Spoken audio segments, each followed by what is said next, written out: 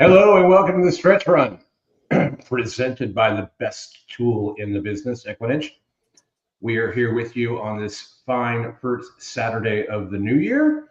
We've got some great stakes racing coming up.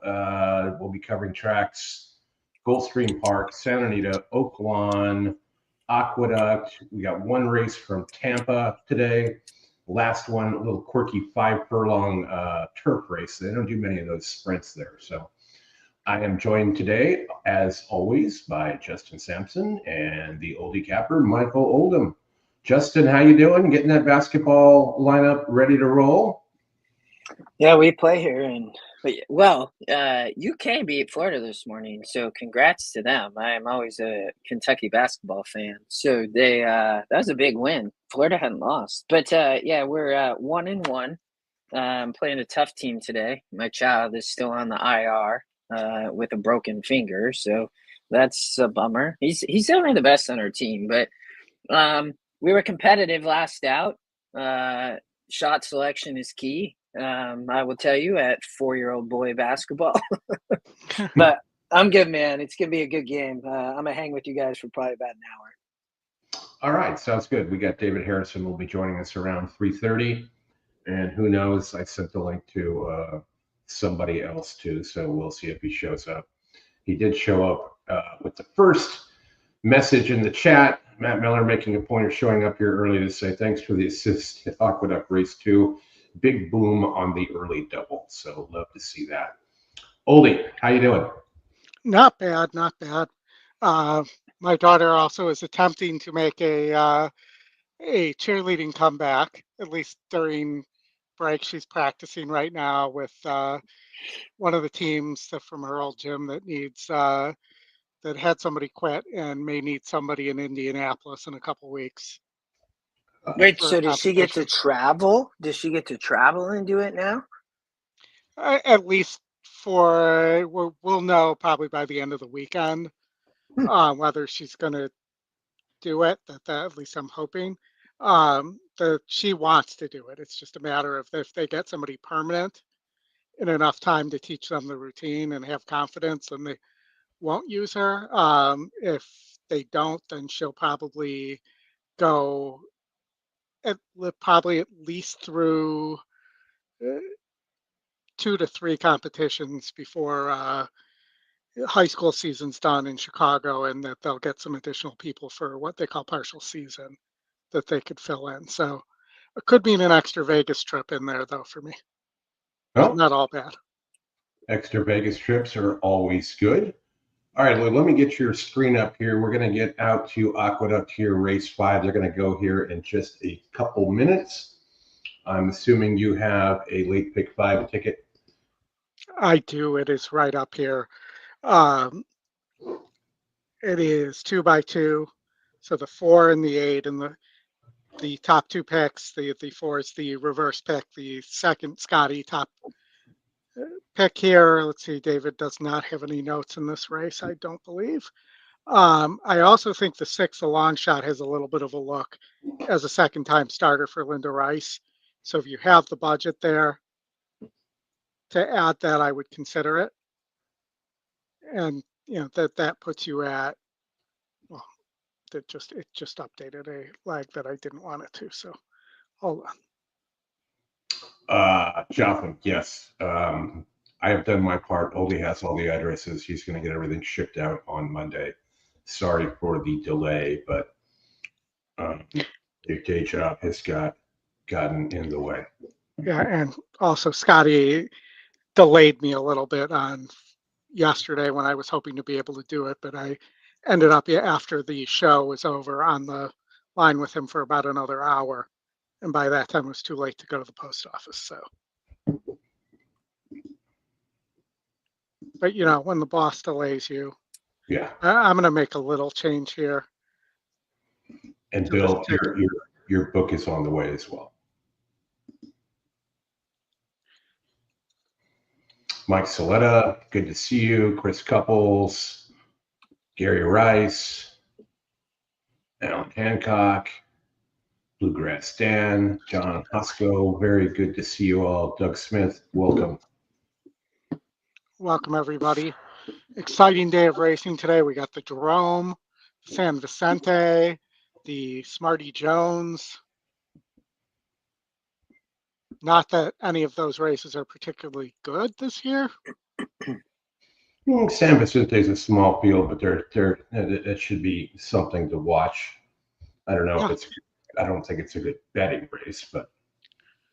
Well, and the Jerome's a pretty good betting race now because the favorite scratched out. I think that was already a good betting race, even with, was it McGee? What was the name of that horse, I think, which is the half to, was it the third, was it, I can't remember. Oldie, you'll have to help me. I'm not sure if it was I'm not sure who was have to, but I do think that horse was vulnerable there had he stayed in. But so that's where I'm going to land. I'm going to add the Linda horse here, and I'm going to go. I really thought race 7 was between the 5 and the 4. The Falcone ride with Sophia aboard, or the Chad Brown with Manny there, and then I'm spreading in the Jerome, in the aforementioned Jerome. So I just think that this sequence was a little open. You look in the next race, you have a maiden special weight where, if I had to single in the sequence, I probably would have singled the 6 there, who's the second pick. For Chris Engelhart. Enjoy your family gathering. It's always good. Field loading. Let's fight, Joseph. Can you hear Oldie? Yes, fight. All right. Busted out already. Arches assault. But you got the early double at Aqueduct, I see.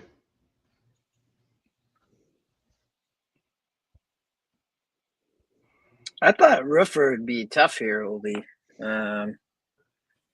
Looks like not even going to be the favorite. 3-1. No, I thought the 4 was probably should be the favorite. I mean, they were close. Now backing the 5 out of the gate. The 5 might scratch. The 6 was the horse, though. Yeah, I think the 5. No, maybe he just adjusting this. No, they just took blinkers off. Yeah. Took out 5 gonna scratch. Yeah. It was 52-1. So.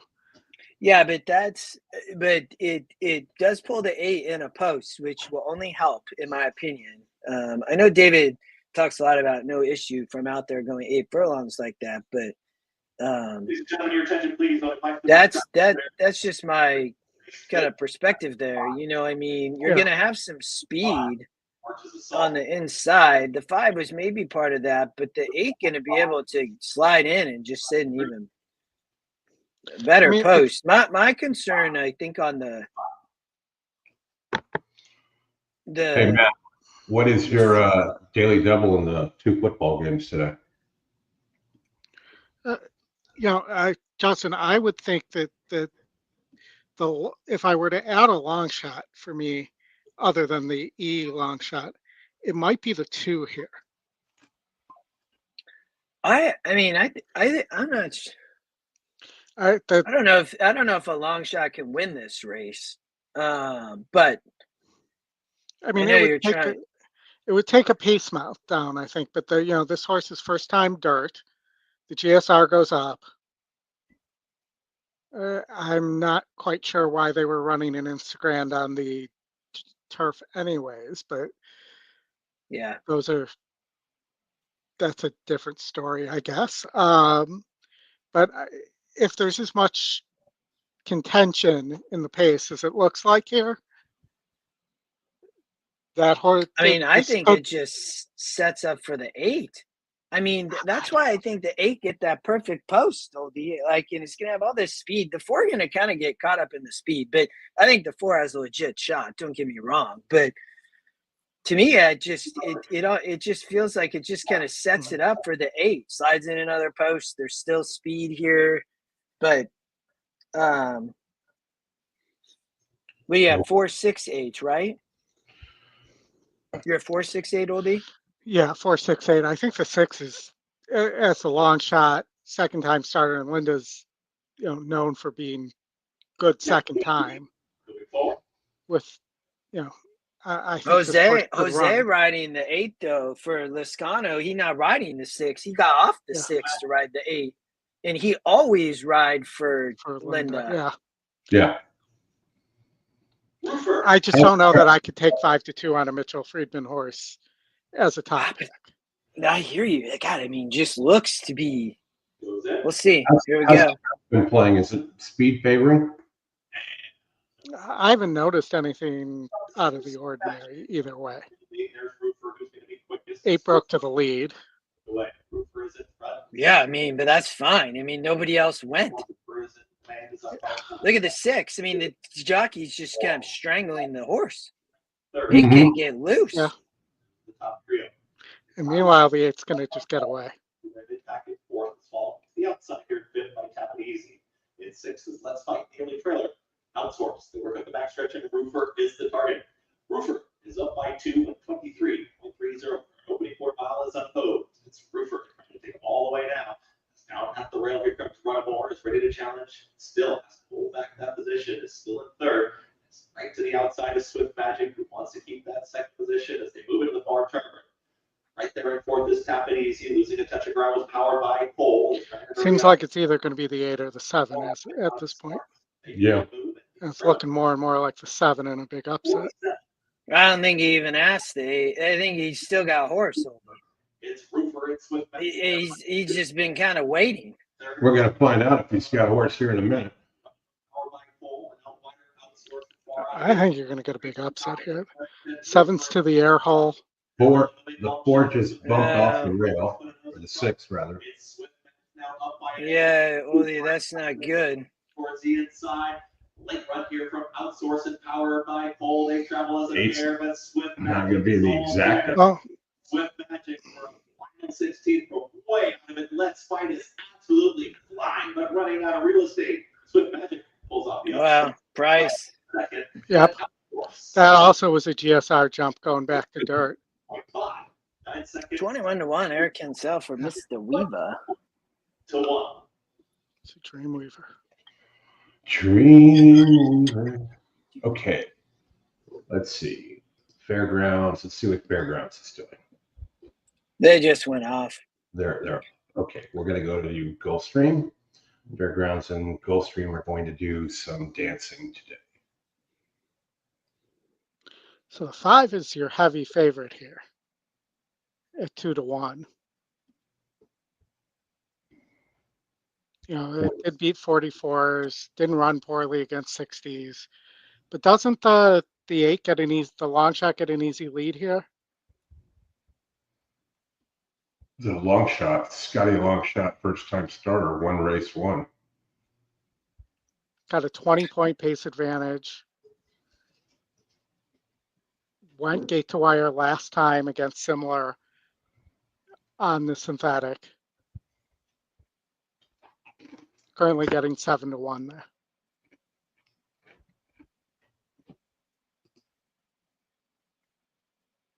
Any thoughts, Justin? No, I didn't have a strong opinion here. I'm watching this Fairgrounds race too because I had the 2 as a best bet.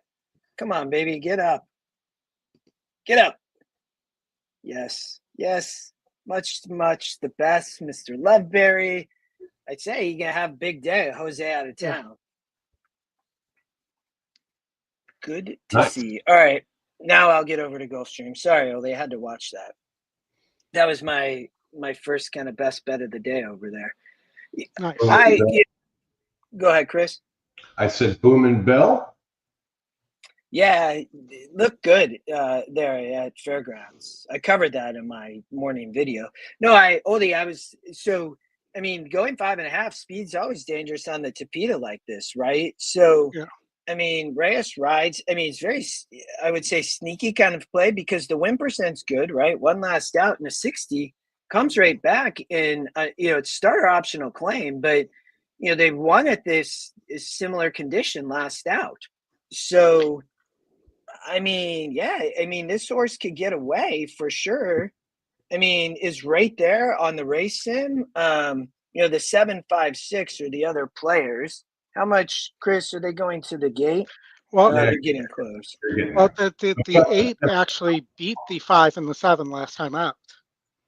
Well, then, I mean, that was a fairly easy lead. So, Yeah. I mean, so are the 2 and 3 are the other horses that might have speed. With the 7, to your point, that horse didn't get the lead and backed up. I don't see the 2 and 3 really being players. I mean, the 3 got good work though. The 3 might be a little bit of a player. Justin, question yeah. for you. That back to fairgrounds real quick. You had a note on the 7 in race 1 was 2 to 1, paid 660. What do you think the double to your 3 to 5 horse paid? I'd say you're getting probably 6 or 8 to 1. 6.9 to 1. Yeah, 2 to we've been 5, crushing 3 to 5. those. Yeah, we've been crushing them all meet, man. I have one later in my analysis video.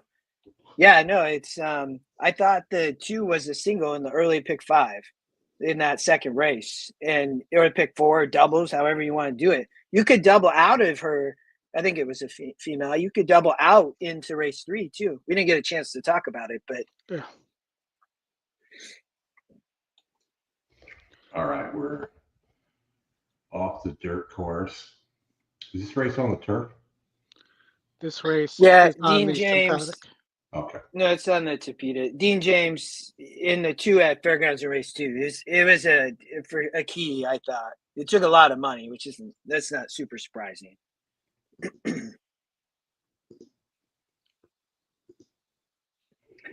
Yeah, Chris Couples, I could see that.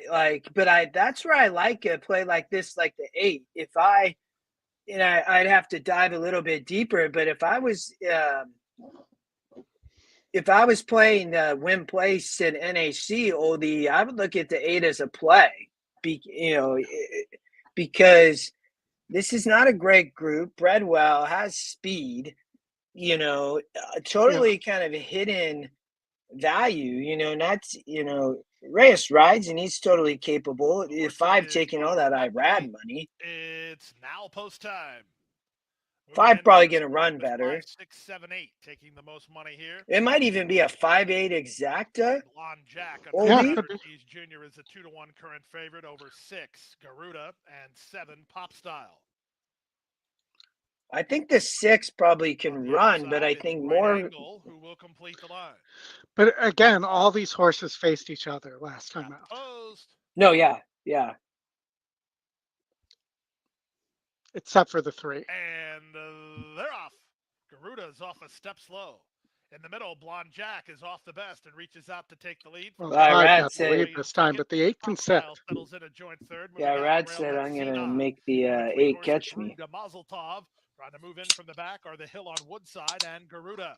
They pass the half-mile marker now and swing to the far turn. It's Blonde Jack and Irad Ortiz Jr. on top by a length and a half. Racing into second is Light the Torch from the rail Xenon. Getting started on the outside. That's right angle. That 3 horse, that's what I was saying. That horse might have a little bit of run. Drew to Mazel Tov. They run around the far turn at the 5/16 and Blonde Jack nursing the lead. Right now, Irad hasn't Jack asked. turns He's in gone. on top, right angle, in between horses, Light the Torch. Xenon toward the rail, far It looks outside like. Garuda, just inside her, Pop Style. Off the turn on their way home. It's Blonde Jack with a wall of pursuers moving to her now, right angle on the outside. Oh, the 9 might Trying get to there. run home for third is Garuda together with Pop Style. Right angle's taking Big the lead price, here. 11 to It's 1. right angle Yeah. on the board at 11 to 1. She gets up to win it. Lightly Miguel raced. Vasquez, as the Fernando Abreu Also board was in that continues to go race great gun. Second was last Blonde time Jack. out, but Third didn't was get the Pop Style. setup. Fourth was Garuda, 103 and 2.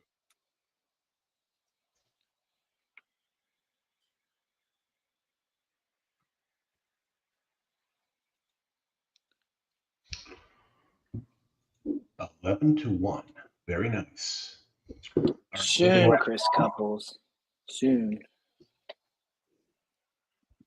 moving right along, we are going to get out to and see where they're at here first.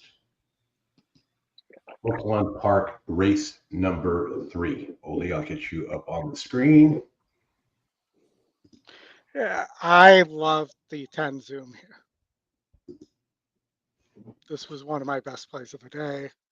I think this is a weak group of main special weights here. Chippy in from Fairgrounds, gets Pratt. The works are very solid. Horse is fast and consistent.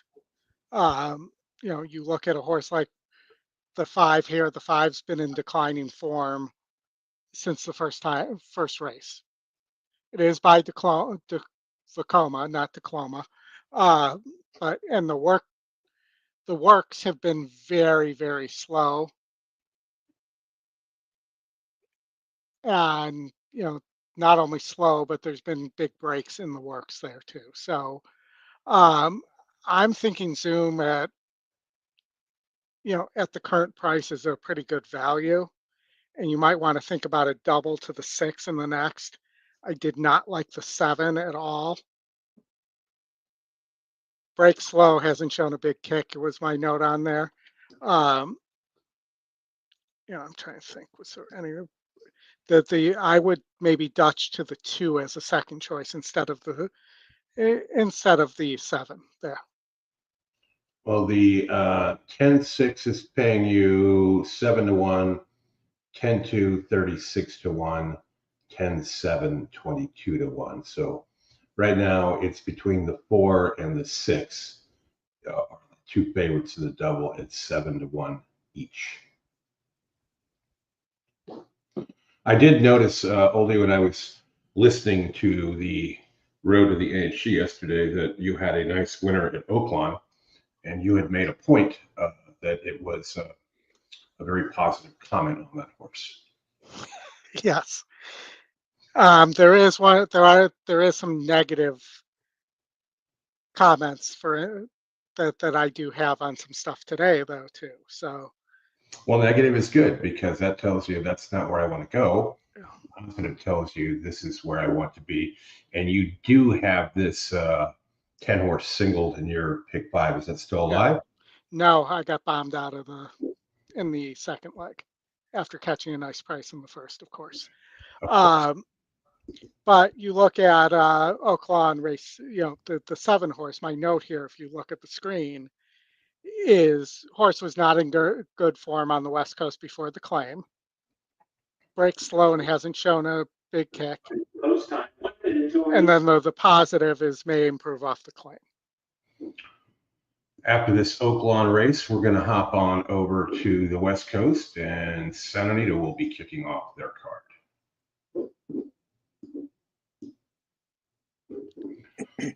What? I feel like they used to start later.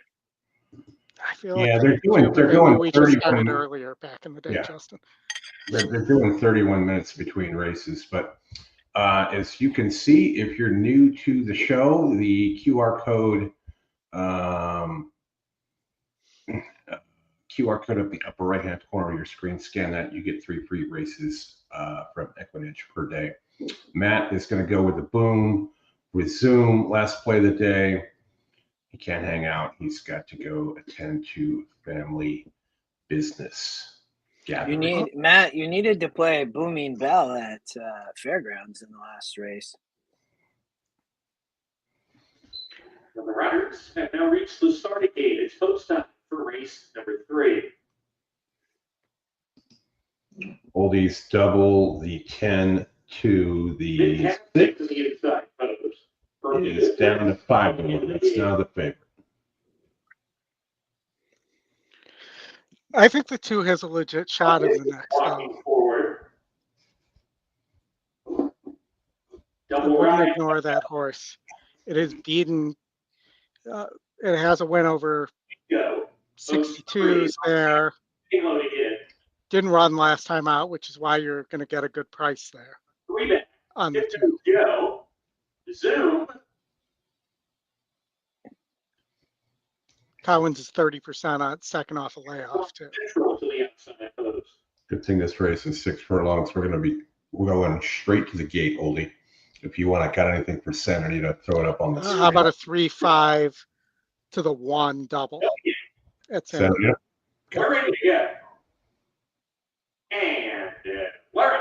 A little bit of a tardy break from Fantastic from the inside post. Montana Cafe is up on the pace, has a share of the lead with Tiptoe Joe, a lineup there. Zoom's also in that group. Miracle on Central on the far outside, right off of them, but not far off. Waco shuffled back to fifth. No Missioner to the inside, and then gap with two to Bermuda Blitz with double ride in the trailers. Fantastic after bringing slowly at the gate. Out of the gate quickly was the first time starter, Montana Cafe, and has the lead on the inside of the far turn. Zoom right there. Miracle on Central, 3 wide. Zoom getting shuffled back to third. Now is the top two pick on. Miracle 10 doesn't look good. Montana Cafe around Going the wrong way. getting into gear now. Yeah. Zoom is bowing out. Zoom is done at the top of the stretch. Coming back to the lead. That looks like more than just a. Waco continues a wide rally. He's up to challenge those leaders. Drifts wide. Coming off the turn, but Waco has the momentum. Waco down the stretch. Putting 3 lengths on the competition. Just zooms away from him. And it's Waco clear. Zooms away from him. It is coming charging. Waco has to finish here. Not done yet because Bermuda Blitz is charging. Waco in front. Bermuda Blitz lunging. Waco needs the line. And he just got there in time. And an Ubakakeo at the back. 5 with the It's one Talus double. to Right make the over. lead, 3/4 of a length. Hot Regs Momolo is in second. Then Bear Hunt. Baldoro settles nicely in fourth. Cupid's Crusader races fifth, and Ready to Rumble is That down track on the would be inside. pretty powerful, Then a but wide Dazzle the Command and Ubakakeo. Less than 6 furlongs to go. Talus opens up 2. I don't know if Hot that Legs was an Romolo injury, second. maybe, that the horse Baldoro and Bear didn't Hunt look right third and on the fourth. backup. Another 2 back to Cupid's Crusader, who's in fifth, covering up and Ready to Rumble. 1.5 lengths to Dazzle the Command and Ubakakeo. 8 lengths front to back, and it is Talus and Edwin Maldonado to the half-mile pole, loose by 2.5 lengths. Hot Legs Romulo content to track in the second spot. Another 2 to Baldoro in the yellow colors. Down at the rail, Ubakakeo trying to make an early bid, taking third into the far turn with Bear Hunt racing in between horses. Then it's Cupid's Crusader and Ready to Rumble, and 1.5 lengths to Dazzle the Command. They're coming to the quarter pole. Talus a bit off the rail. And now there's the move from Baldoro. And Baldoro takes off at the top of the stretch. Cupid's Crusader. Here's and Ready to Rumble, finding a seam in between horses. They're a furlong from the finish and Ready to Rumble between horses and Baldoro. These two go on with Ubakakeo down at the rail. And Ready to Rumble or Baldoro. And Ready to Rumble. Baldoro. Baldoro's just in front. And Baldoro with a hard-earned victory. Beats and Ready to Rumble. Cupid's Crusader third in front of Ubakakeo. Ubakakeo. That's easy for him to say. That's what they say. I don't know who they are, but that's what they say. Aqueduct. Aqueduct. I'm just playing my pick 5 back as a pick 4 there. Yeah, because they won't let you play it as a pick 5 again. Correct. I can't play to race 1 tomorrow. You're right. They're kind of strict about that. Wouldn't that be something? Rolling pick 5s into race 1 tomorrow. There have been tracks that had daily double products, though, that you could double into the first race of the next day.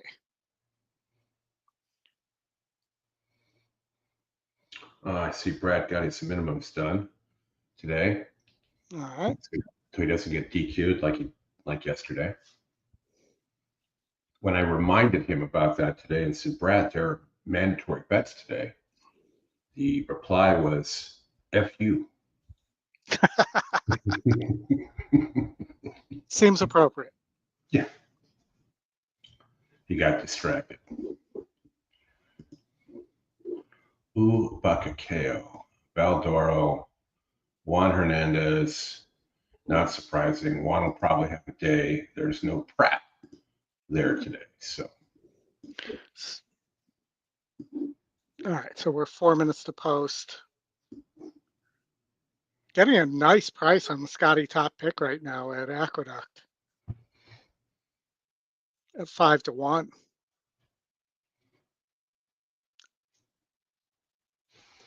Top pick? 6 to 1. Yeah. Yeah. Manny Franco. As long as he, doesn't jump off. We got a Pink Floyd reference in the 9.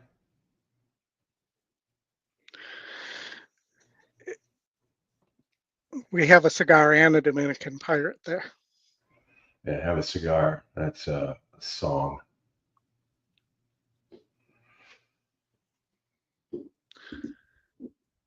Just looking that the 1 may need the lead because it does look like it backs up. If I owned like offspring of Pink Floyd, I would have definitely just named them all for Pink Floyd songs. I think that would have been totally cool. All righty then. Stuart, welcome. Thanks. Have a day. After Aqueduct, we got Fairgrounds coming up. Are they going to run on top of each other? No, we got some spacing here. So, Justin, you'll be able to talk some Fairgrounds here right after this Aqueduct race. If you want to get into some Fairgrounds now, fair enough. Yeah, we'll talk. The last race was the race to talk about. That was the key, man. But we'll talk race 3. I covered the whole thing. But race 2 is the early single. Yodi, are we talking Aqueduct here, or what's the plan? Yeah, so I played back my pick 5 as a pick 4 here. It was $40 with the 1 and 6 on top here. 2's taking money though. The first time I really like the 2 Island Charlie. That'd be my top pick. Yeah, this is not. When I looked at this group, it was nothing special to me. I mean, that horse as a firster in is the Scotty Longshot. That's in the Scotty Longshot, angles are back. Yeah, I will tell you. So, inside, the works look fine. I didn't see. There's I don't. In any of the nobody work watches stuff, the horses in New York at this time of year. There's nobody. Yeah, I know that's what's a bummer, but when you look there, it's consistent. I like the work. It had it was over at Penn, right? And then they came into Michelle, I guess maybe took over or brought this horse here, but the works look fine and prepped for this. And when you look versus this group, I don't know. It's fairly questionable. Linda up front, that horse hasn't won. They've been on the turf. They've been on the dirt. Loscano rides, but the 1 hasn't really run. Manny jumps on. So, there's some promise maybe on the 1. That's a good price on the 1, like you said. 5-1. Well, the Maker horse is getting hammered too. It's 9-2 off a 15-1 morning line on the 9. Have a cigar. Yeah, it didn't run. It was pulled up on the equine. I almost said EquinEdge on the equine ambulance. Yeah. And Dominican Pirate too. Was pulled up and then didn't run a lick on the turf. Hey, Katie, welcome. Glad you're here. But I will tell you on the 2, the thing that bothers me in the works is I usually like to see 1 gate work. If they're serious about first time out trying to win, and Michelle Nevin's not a big first time out trainer, she's 4%. There's no gate works at all. They would have had to have at some point work out of the gate. It would have had to have been cleared by the gate, unless New York's different. But I would think that horse would have to have a gate work. So maybe it was in New York working and then left. But I would assume that horse would be required to work out of the gate, Oldie. I'm not. If anybody knows the rules in New York, let us know. It's a state bred race, Oldie, Justin. I don't think the horse can leave and still retain the state bred money. Well, it's working at Penn though. Okay. Yeah, but I like that it's taking money. I mean, I didn't have a lot of opinion on outside of fairgrounds today. I mean, I mainly looked there. When I looked at seeing a maiden like this, but I mean, the 8 to me at that price is questionable. I mean, and there's other speed, Oldie. Yeah, I So agree. Trinity River, I don't even know if going to get the lead and hasn't shown the ability to sit off the pace. So, I mean, the 6 Sunday Gilt was my first choice. Nearly won last time out at this distance for Englehart. aren't they all sending though? Aren't the 168 all sending? I think the 6 might be able to rate a little bit. Yeah, tried last out, right?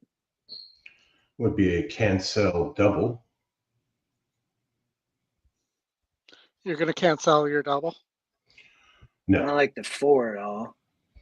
I don't think the 3 probably has a shot. man, that just doesn't look safe with all those cars right there. So, Chris, do you know or have you heard of a horse not showing any gate works when there's, I mean, it's not like there's only a few works. There's 12 works here That for is a first-time strange. starter. I mean, they would have to be cleared by the starter. No, yeah, and usually, I mean, when I own my horses at Emerald, they were required to do Yeah. it. But that, I don't know, maybe it's different. Maybe it was just the gate schooling that was required. I don't know.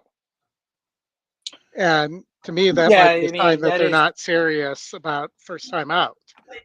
or they're just trying to pull a fast one. I'm on their.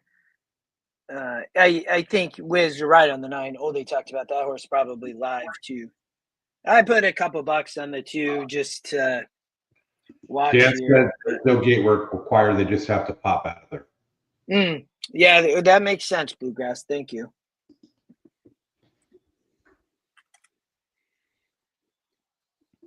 I saw Justique won the other day at Fairgrounds. Wow. Yeah, that was expected. That horse was being so mismanaged on the turf, Oldie. It was terrible. Scotty and I actually talked about that. But go ahead. Not only mismanaged, but I don't know if you guys remember when that horse was trying to make the Oaks. I kept talking about, well, why don't they do a gate work with that horse? It's a terrible breaker. And since the trainer switched, they fixed the gate problems with that horse. Yeah, that was that was a potential single and Wimbat in that sequence for sure with the move to Cherie. Yes. Would you look at the comments and bounce the last one? I can't, unfortunately, because it's a Twitch comment. So nobody else has seen it because nobody else is on Twitch. Okay. Still Trinity River looking to right there. Is talking now from a second as they come out of the chute. It's behind that Sunday Gilt. Shared third position between horses comes Flying Creek and at the rail. That's not eight. That's the leading 5 out wider. Starting to move forward. Here comes Have a Cigar. And second to last will be A Million Stories. The trailer. Well, the 8 broke okay, obviously. The 2 was the one we were talking about. And yeah, it did. 3.73 for that opening quarter mile. The leader is Island Charlie. Trinity River. Comes to 9. Plenty of road down towards the inside for McNeil, who now moves up through. Is now a challenge. One's getting a good trip. Sunday Gilt. Here comes the 6. They take it third as Trinity River is dropping back. Out wire comes Cigars. They're trying to swarm this leader. One's going to level off. It's going to come down to the 6 and the 9, it looks like. Sunday Gilt is now put a neck in front. Have a Cigar is 3 wide. Monty is trying to keep up. Still traveling a touch awkwardly there. Come on, 2 big game. Position. Trinity River is now about 7 lengths in front of the rest. Far back to A Million Stories. Fights Creek. Thriller. Dominican Pirate. It's set to reach the top of the stretch. Less than a quarter mile to go. And Sunday Gilt is right there. Have a Cigar down the center of the racetrack. At the rail, it's Highland Charlie. Sixer. Sunday Gilt. Eric Gensel tries to sprint away. Is up by 2.5 lengths. Have a Cigar is challenging right there with Highland Charlie. Macney is there at 4. I'll take 3 to 1 there. Yeah. This margin, it's going to be Sunday Gilt. Eric Gensel will pick another one. It's Sunday Gilt. That's your winner. Sunday Gilt wins it over. Okay. Second, kind of ran to that last race, just maybe learned something in the stretch. Out to Fairgrounds quickly. All right, Justin, what do you like here? I was completely against the 4, vulnerable favorite. I thought that Tyrona, was going to be the favorite, and that's what I expected. I thought, 0 for 10 at 6 furlongs. No way can I take that. Not happening. Not at Fairgrounds. Never happening. 1-2 back in the 58, 1 in the 52. Just coming off the layoff here. There's pace pressure around the 4 too. Like the 5 can get the lead in the 4 here. This is a 3-5 race all day. I completely do not like the 4. I don't have a huge preference on the 3 or 5. The 1 probably also a player. So it's kind of it's why I didn't cover this race. Yeah, Gary, I didn't put a pick 5, but I didn't cover this race mainly because I just was completely against the 4. So to me, I landed on the 3 and 5 on top. Race 4, I thought was a little bit of a tough. I'm just trying to see if there's a bet here. 3-5 exacta, maybe. No, yeah, that would be the play. I do think the 1 could run too, but I like the 3-5 best. I played just a 3-5 exacta oldie, like you said. If I was to put a horse on top, it'd be the 3. I'd be the 3 on top. I think that the 4 is just completely vulnerable here.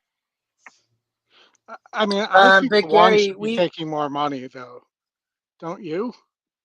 Yeah, no, I agree. To me, it was 3-5-1 and just totally against the 4, oldie. But I know they're about to go. Yeah.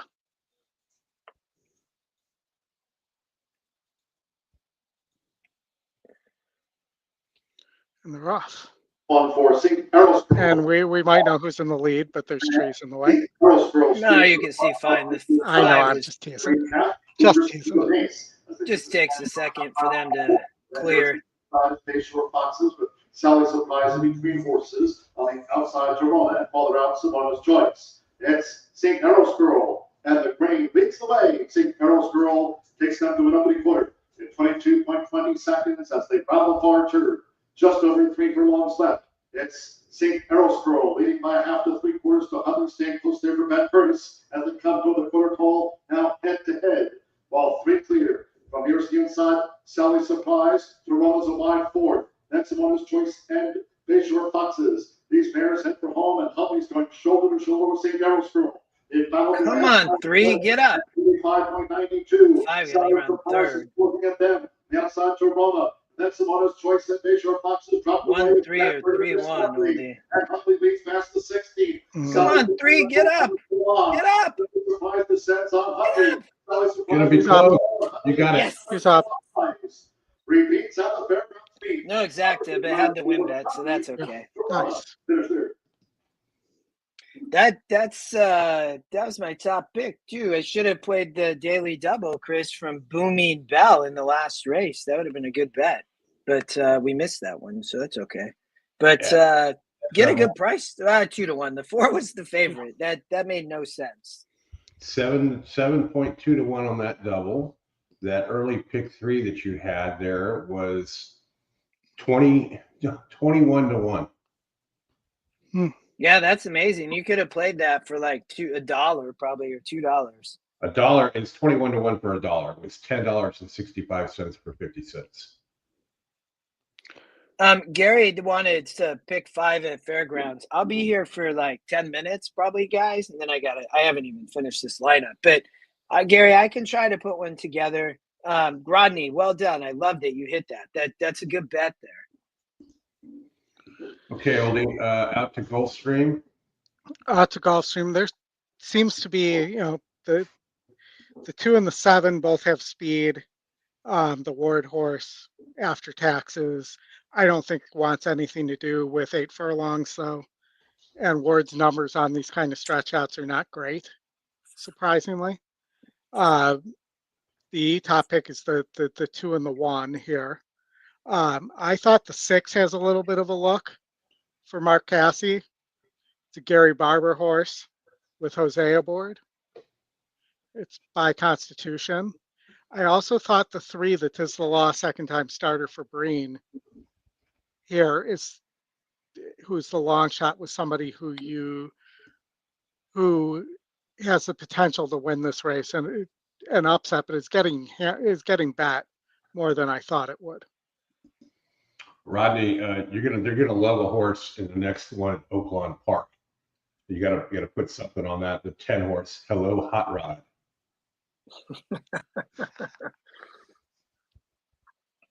Getting over here to the turf course, it looks like at Gulfstream, slowly but surely. We got 5 minutes to post it. Oaklawn will be out there next. Yeah, I mean, I think that a 1-2 exacta here at Gulfstream,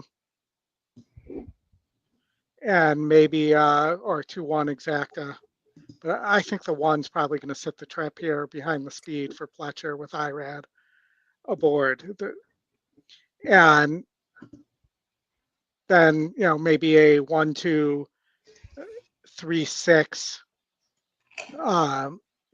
try as well. And I wouldn't, I don't think it's impossible for the 4 to finish in the money either. And this is also the start of the all turf pick 3. I played 1, 2, 3, 6 here, and then 1 through 4, 6, 10 in the second leg. I'm singled to the 8 in the last. Okay. Pletcher has Irad Ortiz Jr. riding. I'll be playing the Santa Anita Turf Pick 3 with the group, pyramid style. Todd and his Pletcher.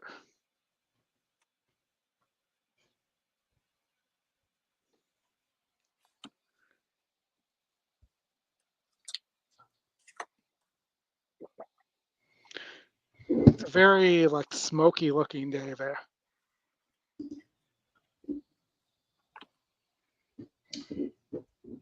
Willie, good to see you. Thanks for stopping by. Good to see you, Willie.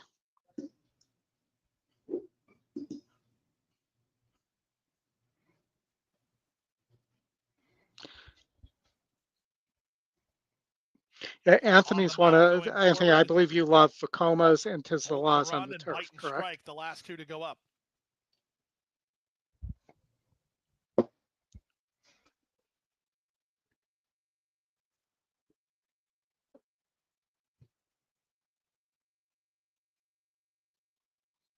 Put the horse in the gate. Mount. Don't put it in backwards.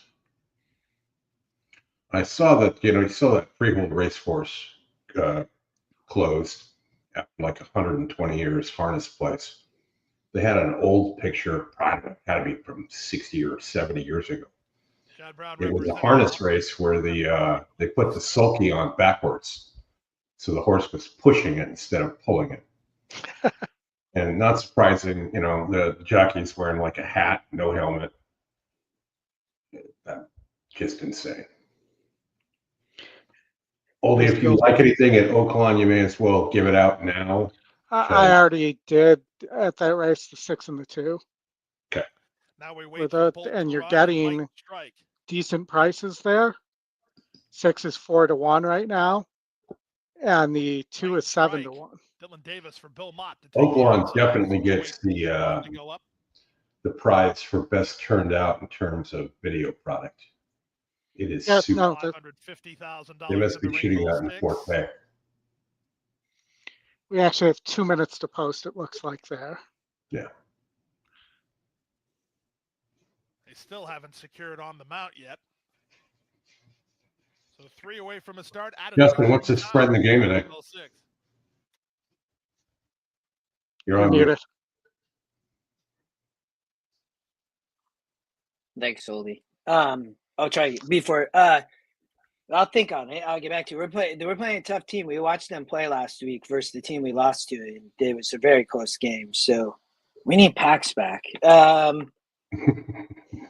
We do, man. It's so painful. He's such a good little baller. He's like, Dad, I'm gonna be rusty when I come off the IR. I'm like, oh my gosh. There's an offshore betting site that's taken action on the high school Texas high school football championships. That's wild. I'm surprised they can do that. Well, they can do it. They're offshore. Closed. Oh, you said offshore. I got you. Yeah, that makes And, sense. They're off. Shot in the dark away well in the center, reaching out for the early advantage. Moving to him now after Taxes is on the go. Moving at the rail, Papa Golf won't be far away. Far outside, long shot Bolt to run. In between horses, it's Trip Aces. Headstrong toward the rail, Swirling Eights. In the two path is Versus. He's in the red colors, about 4 lengths behind as they round the first turn. Then it's a gap of 3 to Bite and Strike. He's racing in front of On the This is Mount. not a great angle for Back in watching the a field, race. the opening No. quarter was 22 and 4. Around the clubhouse turn to the backstretch they head. After Taxes and John Velasquez now have secured the lead and lead 3 parts of a length. Trip Aces is second. Papa Golf is now third. Outside fourth is Bolt to Run. Racing into fifth, it's Shot in the Dark. At the rail, Swirling Eights was headstrong early. He's settled down a bit now with Versus on his outside. Then it's On the Mountain, Bite and Strike, and not keeping up is Equos. They went the half in 47 and 3. They leave the backstretch and move on to the far turn. Trip Aces now goes after Taxes on the top end. Papa Golf third at the inside, moving to the inside as well as Swirling Eights. Getting started 3 wide as Versus. That's all for a dropping back Shot in the Dark. Then at the rail, it's Bite and Strike. He finds his best stride and looks for racing room. They reach the top of the stretch with After Taxes held together by Johnny V in front. From the inside, Swirling Eights followed Papa Golf through, but Papa angled, and Swirling He's gonna Eights try stayed and put. squeeze Down the center, through. and Versus closing good ground. Here comes Versus. 1/8 of a mile to go. They converge on After Taxes. Versus tries to get by. Papa Golf in the middle. After Taxes or Versus. Versus is getting up. After Taxes right back at him. Boom. Versus. I'll take that on my Versus and turf pick 3. After Taxes and There you put him go. ahead in 135 and 1. The right timing. Okay, Oldie, we're gonna go out to Gulfstream Park. No, that's where we are. Park. So I think at 9 to 2, you how- got to go ahead. Keep going. No, keep going. I think at 9 to 2, you got to play the 6 here. Because I like the 2, but I like the 2 not as much at the same price, basically the same price as the 6 there, going in the gate. Hard shot from above the gate. Synthesis has gone, and California Tiger takes his spot. Higher Standard, Samurai Chris. I see Junior riding at Oaklawn. Is that where Yeah. he decided to go for the winner? Must be. No, I think he has some stakes mounts. Victor Ray, Oh, post position 9.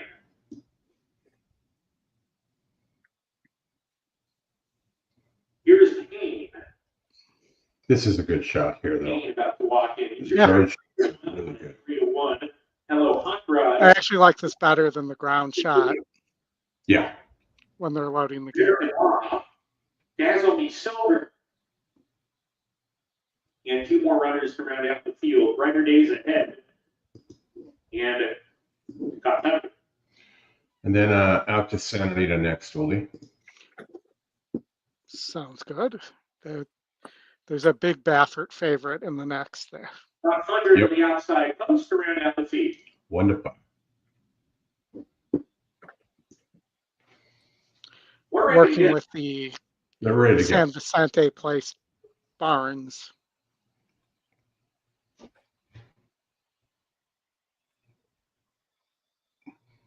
And Laurel. Uneventful beginning. Samurai Prince gets the first call. Dazzle Me Silver aggressively ridden to get up there. Brighter days ahead is fresh off of fresh and strides to an arrow lead on Samurai Prince, Dazzle Me Silver, and Higher Standard. Those 4 pretty much across the track. And Brighter days ahead has a head lead of the other 3, a gap of 2.5. The California Tiger. Two's getting a great trip. Hello, Hot Rod and Got Thunder, who's 3 deep on the course. The old pro. There's your 2 picks, Oldie. Field just 6 lengths off the lead as they charge in the forward turn. Ben Diesel is 3 deep. Synthesis wedges himself between that pair as they round the forward turn. American Law is 4 wide with that party gap of 4 to Manta Ray, who's the trailer as they round the forward turn. The leader narrowly. Higher Standard has surged to a head lead. Brighter days ahead, right there to engage, and these 2 are still together as they come off the turn. Samurai Prince 3 deep off the corner. California Tiger's giving way. God Thunder leads the newborn, but he's moving on the far outside. Dazzle Me Silver diving to the rail. Firm line to do the brighter days ahead. Samurai Prince and Higher Standard, these 3 across the track. Higher Standard to the inside. Samurai Prince to the outside. Here comes Payne. Picking up the rail. The 10-year-old. Wow. Photo for the Wow. win. Samurai Prince. 10-year-old. Right between those two. that Blanket photo for four. that was a Oh, great call by Matt, though. Like, Yeah. you gotta love that. That was a really great call. I mean, he was seeing everything there. That was nuts. 10-year-old. Did the 4 get there or the 8? I thought it was either the 4 or the 2. I didn't think the 8. But somebody in the chat, in the WhatsApp chat, said 24-1.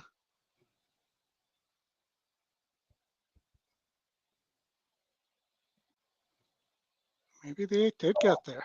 I think the 8 did get there. All right, I'll monitor that, Oldie. Let's get over to Santa Anita. Yeah, you got this big Baffert favorite here, second time starter. Doesn't appear to be any other speed here. Rank wins the race sim, the 4. And I had a Gets little post interest in on. the They're 5, moving and in. whoever wrote the notes today agrees there. It's just a matter of, does the 1 stop or can somebody else go with it? Oh, man. This could be a heater.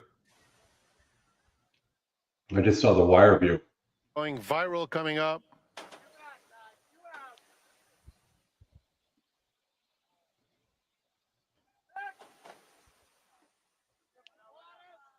Last straw. In Australia, we'd already known who won this race. Goes in. Their technology seems to be so much better than ours. They're in the gate. And they're off. Is it the technology Rodriguez or it's not as first, shady? going viral. The last straw moves up Probably on the will. outside. Awkward moments for Cornhusker Chris, who is a bit awkward indeed, into the first turn. Here's Rank in the meantime, moving up to take second. And at the back of the field is Baeza. It's the favorite Rodriguez to make his own pace. Pressed now by Rank to the 6 furlong pole, who's about a length back second. It's 2 more to Baeza claiming third. Cornhusker Chris is down on the inside fourth. At the back are going We didn't even viral, notice you and had the a last horse straw. in this race, Chris. 5 Cornhusker lengths Chris. covers the field. It's Rodriguez to the 5/8 pole, cruising along up top. Still In hand, no 3/4 of a length to Rank in second. Baeza nothing clearly no third. Cornhusker Chris now fourth. The last straw, 5 off the lead. So which Going viral at the back. Past the half-mile pole, Rodriguez Four. and Rank. Dead 3 heat. back to Baeza third. Dead Then heat. it's Cornhusker Chris. The last straw inching a little bit forward now, taking that 4th spot 3 furlongs from home. And it's a distance to going viral. They're coming to the quarter pole. Rodriguez shaking away from Rank. Baeza on the Which outside of them in Rodriguez is third. this? Alex 5 lengths back to Rodriguez? the last straw, and Cornhusker Chris. I mean, there's a Could be lot. Alex. For home. Well, we'll see when he turns Rodriguez for in home. command. 3-length lead at the top of the stretch. Now it's 4 at the furlong pole. Good battle between Baeza and Rank. We know he's Hand-in-hand, definitely on the second and performance third. enhancing Cornhusker substances. Chris is in fourth. They passed the 16th pole, and Rodriguez too classy. Rodriguez striding out beautifully, in fact, will romp home. Wins by 7 lengths. Baeza completes the exacta in front of Rank, and then Cornhusker Chris. All right, Oldie. Time to Yeah. turn attention to the duct. The duct. Hey, Chris, I'm gonna take off, and Oldie, I'm gonna share real quick, just because Gary wanted to pick 5, Chris. Yeah. We got time. Go for it. Yeah, let me.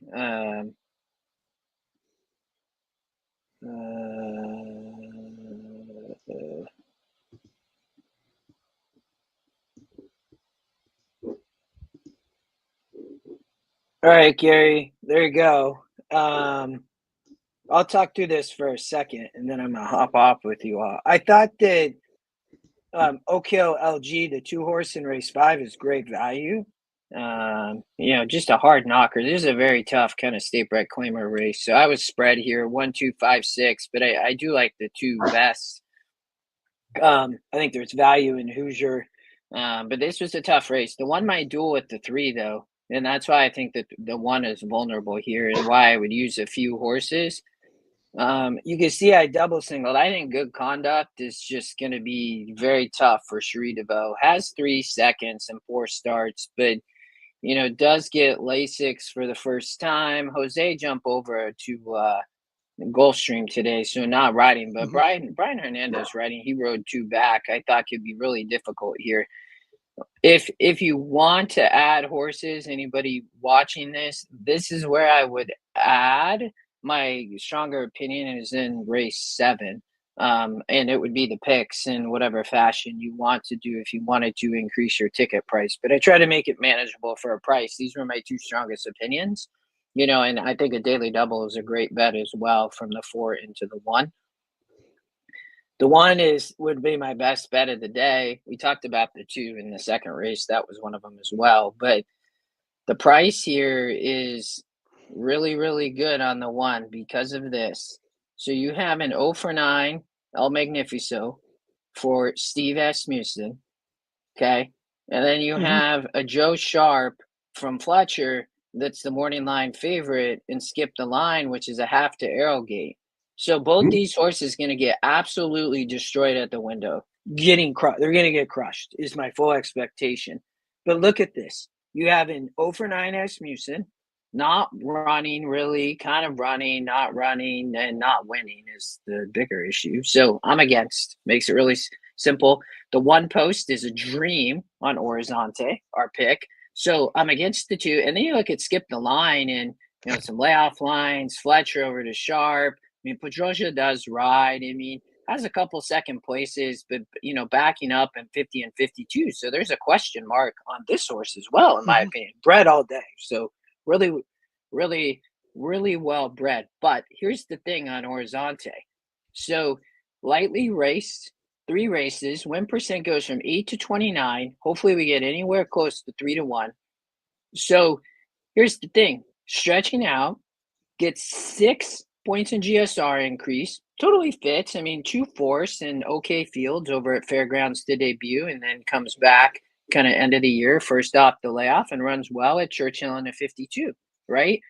But also working well. I tried to add the little work notes here, but I watched this work. It was an impressive, and kudos to my good friend Bluegrass Stan pointed out there's a mud work here too. And so I think fit all day for this, and I think just gets a dream trip against 2 potential just weak favorites, right? So, and then on the last race, this is a spread to me. I completely dislike Gilded Kraken, the favorite, but because we played the ticket, I used it. I don't like that horse at all. But the 7 has question marks, but is very classy. Comes out of some graded stakes races at the end of last year, right? So this horse has been around Fairgrounds and is there. But the 1, 2, 5 are all players, especially the 5 with Loveberry. So that'd be how I would play it, Gary and Chris and Oldie. And again, if you wanted to make it a little bit bigger, you could add in race 6 would be my opinion. So, or play it for $1. Yeah, or play it for $1. Yeah, Chris, I appreciate. Yeah, that's another way. Yeah. So, however, if you don't want to, but I think those other legs are tough. That's why I double singled. I really do think they are. It's a great sequence. Their card is good today. It's very competitive. So. All right, Justin, go play right. some basketball. Good luck. Good luck. We will see you The again. spread, Chris, probably 8 to 10. Let's say 9. Spread's 9. I think we might beat it. I think we might beat the spread. So okay. All right. Well, I'll give you 9.5 then. Yeah. Yeah. Oh, there you go. Yes. Yeah. Exactly. I'm in All for right. 20 on. I'm in for 20 on you covering. All right, and check out Fairgrounds, great racing here. I'll cover again tomorrow too for everybody in the chat. Look on EquinEdge, 3 free races, right? Oldie and Chris up above, Yep. QR code. Yep. I'll see you guys soon. All right. Have a good one, man. You All too. right. See you, Justin. All right, Oldie. I'm gonna get Aqueduct sound up for you here. You can get over to Aqueduct now, and then we will head out to Fairgrounds right after that. All right. I was 4-5 here. The Chad Brown horse is getting bet like you would expect a Chad Brown horse to get bet here. Obviously big drop from a 72 SOR to a 58 here. So much easier group. Coming off the shelf, has some works that make you think that this horse is ready to roll here. And then the 5 might be the speed here with Sophia aboard as a potential upset. I also would not rule out the 7 at 7-1 as a possibility for Bill and his mott with Lascano aboard. But that's kind of where I think this race is going to go. I think the 3 needs this pace to melt, and the Dutro has been in good form. I have a note here that this horse is very green on the 8. They're about to go in the gate here. They're thinking about it. They're discussing it. Maybe they will. One's a beautiful gray. Let's see here. Are we ready to put the horses in the gate? Not quite yet. They're just about to take the 1 in. And here we go.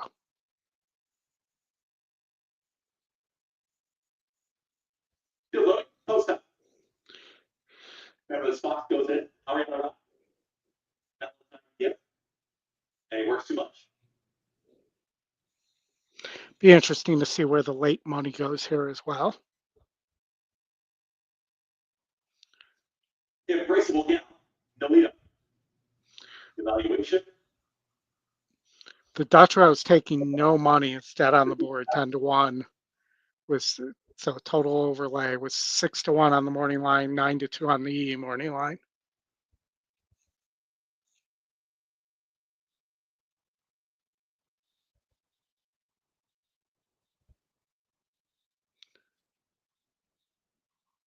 All right, we're waiting for the 8 to load here.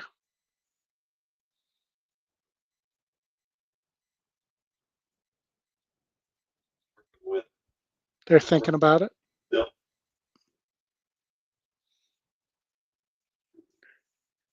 Nope, still not yet.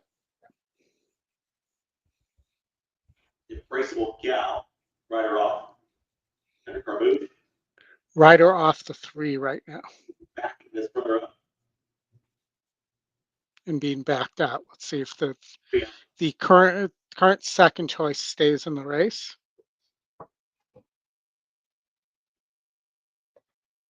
Looks like they're getting the rider back up, so it looks like we're okay here. Carbouche. Embraceable gal. Get a reload. Yeah. Kendrick and his Carmouche. David Harrison will be joining us in about 15 minutes. Also, And they're off. Grenadilla breaks well from the far outside. That's really speed. This Fox is in that early mix. Ariana right. And he works too much. Boy, one's a pretty guy. 4 across the racetrack early. Evaluation and Manny Frank goes to the top right. Pretty mare. He's going to sit in 5th. Outside by Nolita. Second last is Embraceable Gal, the Trinity. Valentine gift, and they speed up the backstretch. It's Eddie. Works too much for the head in front. Idea. These 2 pressure one another. A stool on the front end. The evaluation is moving up. It's now taken 3rd to the outside. 4 can continue that run. It's kind of a dream setup here. In between horses back with the spots off that early heat. Embraceable Gal is under snug hold, is moving up. 5 looks done after not getting the lead. Well into the far turn, approaching 4 Here comes the Mott 7 I mentioned as well. Too much is backed up to 4th, and here comes the move from evaluation in between horses. Evaluation ready to kick off. Somebody's might sneak up the rail. Fox is looking for room in behind horses. And he works too much, is trying to get back into it. Embraceable Gal. Ariana Rye. Looks like the Mott. 2. Here's Nolita, who's trying to kick away. Ariana Rye is taking up rivals quickly. 5's coming, man. Didn't think the 5 had. Oh, that bump did not help. Come on, get up. Gets it. Yeah, exactly. Cost the That 5 cost- that race. Yeah. All right, 21. And there'll be no inquiry since it beat the 3. Yep. That is unfortunate. Okie doke. Womp, womp. Fairground. Fairgrounds. 2 with Love Berry look pretty good here. Justin, I'll say like the 10.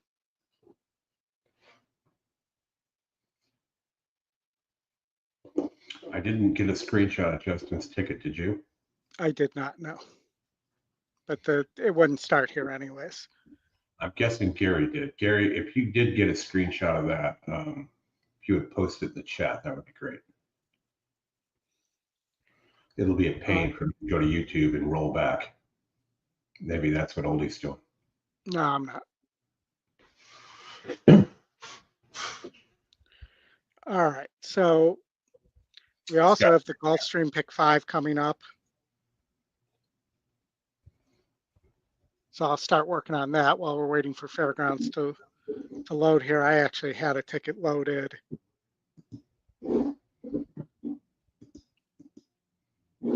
With the 5 and the 9 in the first leg and single to the 8 in the last. We are 6 minutes away from Gulfstream.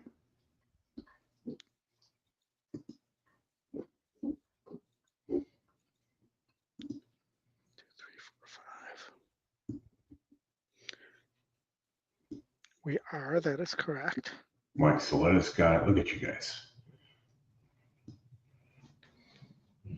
Mike, if you just want to throw it in our horse chat, that would be great, because then I've got a copy of it. Princess Pom Pom, Moral Body for enough. Big scratch in the last race there with the speed scratched out of that race as well for one. Star Anita. Double that. Ben Curtis with twice started Izzy Sweet Girl. Thanks, Mike. Appreciate it. I can't copy and paste from this screen. Black Hernandez Jr. 6 times started Justin Cohen. Out to late. Even money favorite. Starts at the pick 6, all in line. Robin sprinting, closing prayer broke sharp in the meantime. I'm not back to last. That start for the inside, Izzy Sweet Girl, along with Crank It Up, who was flying early. Crank It Up outside of Izzy Sweet Girl. These two going head-to-head past the half mile. Closing prayer just a co-ed. Fifth position running in 4th. The 5-year-old newcomer, Pioneer Mission with the route in 5th. On the outside, Princess Pom Pom out to late is in behind horses. Some 7 lengths off these leaders as they duel to inside 3 furlongs from home. Captain Quick broke dead last time, running 1 from the back and starting East Trends. The 22.77 seconds, Crank It Up, and Izzy Sweet Girl. They remain locked together as these maiden fillies mares straighten up for the quarter pole with closing prayer in the purple cap. Pioneer Mission was switched down then. Out to late, building momentum of the white blinkers on the front side, and here she comes. It's closing prayer. Closing prayer with Crank It Up for the inside. Izzy Sweet Girl tries to kick on. Out to late continues to come. Pioneer Mission is after that. They're past the 16. It is Izzy Sweet Girl. Out to late then. Victory horses closing prayer. Here's Out to late then. Izzy Sweet Girl. Izzy Sweet Girl and Out to late. Wow. Close between them. Closing prayer was third. Pioneer Mission and Justin Cohen. Izzy Sweet Girl. Out to late. And a close call. Photograph. You want to call that one, Oldie? I'm going to go with the 3 there. Izzy Sweet Girl. Take another look here. We'll see if my call is correct. 4 on the outside. Here comes the 8. Very close. Is that the 8? No, I think I'm right. It'd be nice if they had a better shot, but it would be nice. So they don't. Okay. There's Oldie's ticket up there, late pick 5 at Gulfstream. Yep.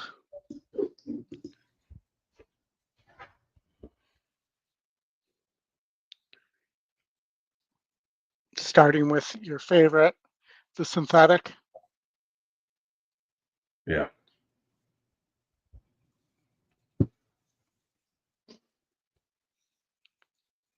Camera guy's got it on the 2.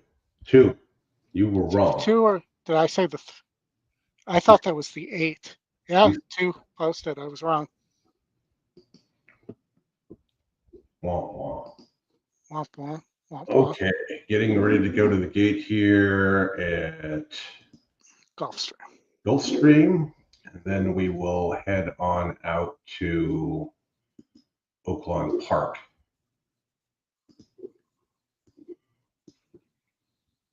As I take a quick look at where we're at post time wise here, 4 minutes.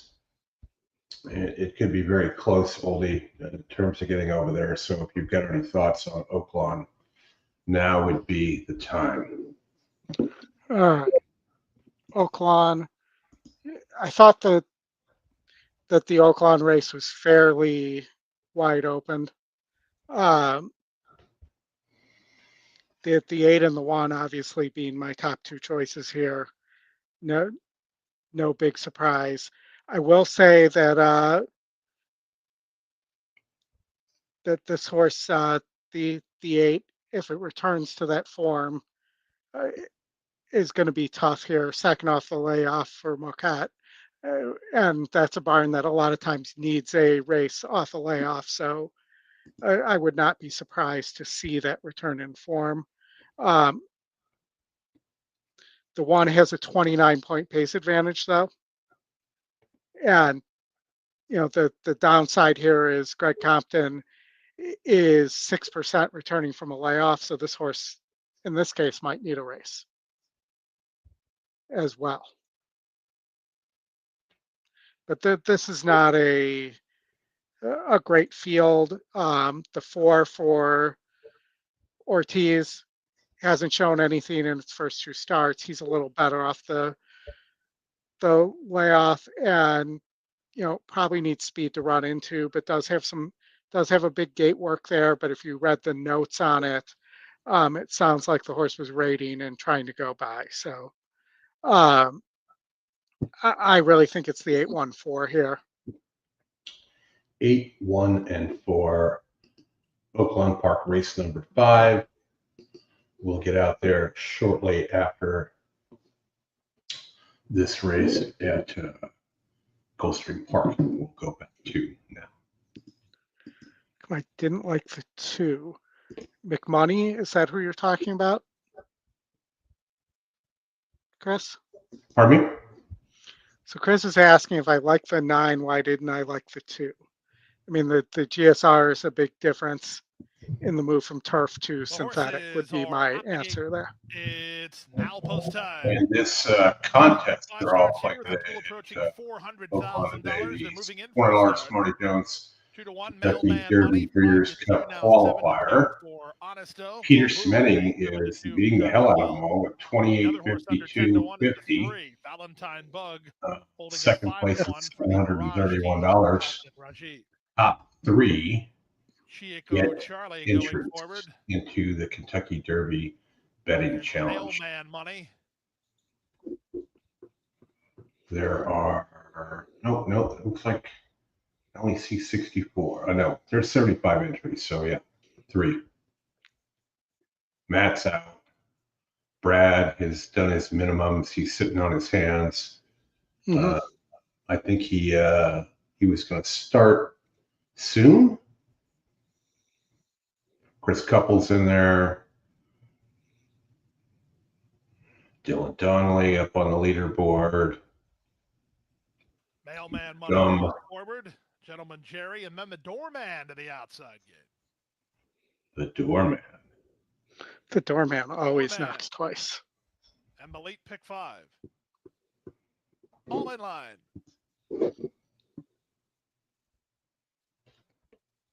And they're off. In the middle, it's Mobu who gets the first call and goes looking for the early lead. From the outside, it's Mailman. I don't think the 5 wants the early lead. I think he just ended up there. In between horses, Honesto is up to challenge for control. They reach the first turn, and Honesto won't challenge for control. He'll take control outright. Wasn't Honesto the name of Covert is now in Cartman when he second was from the far fake outside robot Gentleman in the 3 lane is Mailman Money holding down the rail. in South And back Park? to the fence, it's Unraptured. No idea. 7 lengths of the lead. To his outside goes You'll need Chico a South Charlie. Park expert for that. Doorman in front of Mick Money, and Valentine Bug is at the back. They straighten for the run down the backstretch at 5-2. It's Honesto on top now by a length and a half. Gentleman Jerry is second. Infamous Covert moving up toward the outside, and also in the clear, Mailman Money. Moving at the inside is Mobu. He's in the white and black, sandwiched between horses, Unraptured in the pink cap. And that's the Chico Charlie with the Doorman on his outside. It's a gap of another 2.5 to McMoney with Valentine Bug lingering toward the back of the field. They went 46-2 for a strong half mile. Honesto is all in at the 3/8. He's trying to run them off their legs. The other favorites are second and third with Mobu moving up toward the inside.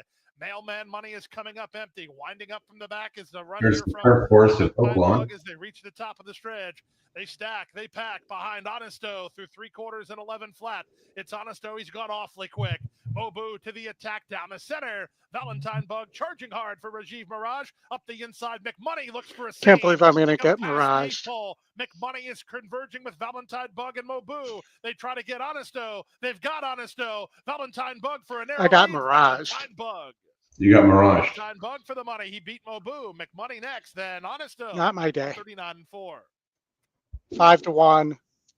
Just missed on the synthetic last time, 2 times back. Off a Mirage claim. He needed the Mirage. She was over the claim this year, or in the last 365 days until now. All right, Oldie, flip your screen over to Oaklawn. All right. They may be going in the gate here. Yeah, they're getting close. And then we've got 6 minutes now to start Anita. Race number 3, 5 minutes. Yeah, so this was, I think a lot of this race is how ready to go $2 Eddie is here. Is the horse going to be ready off the layoff?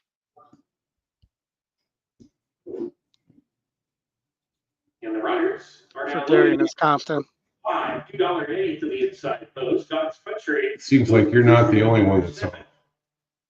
Mike, Hand is cutting up. Dare, World's worst post position 8. Viking, the first time starter. Viking post 3.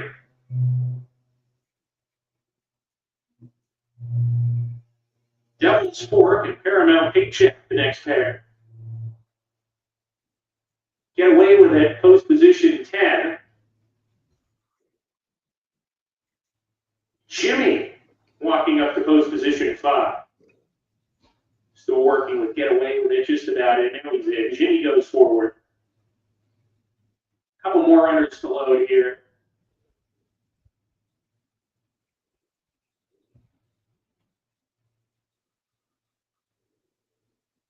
Baby Nova has gone in. Mr. Butch to post position number 12. Get to the outside post, cruising control. The field.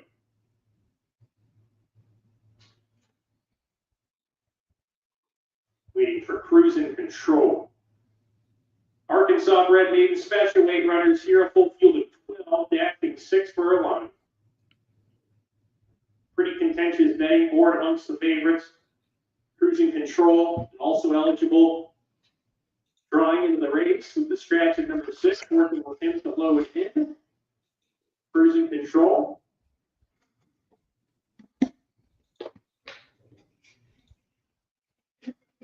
Still working with cruising control.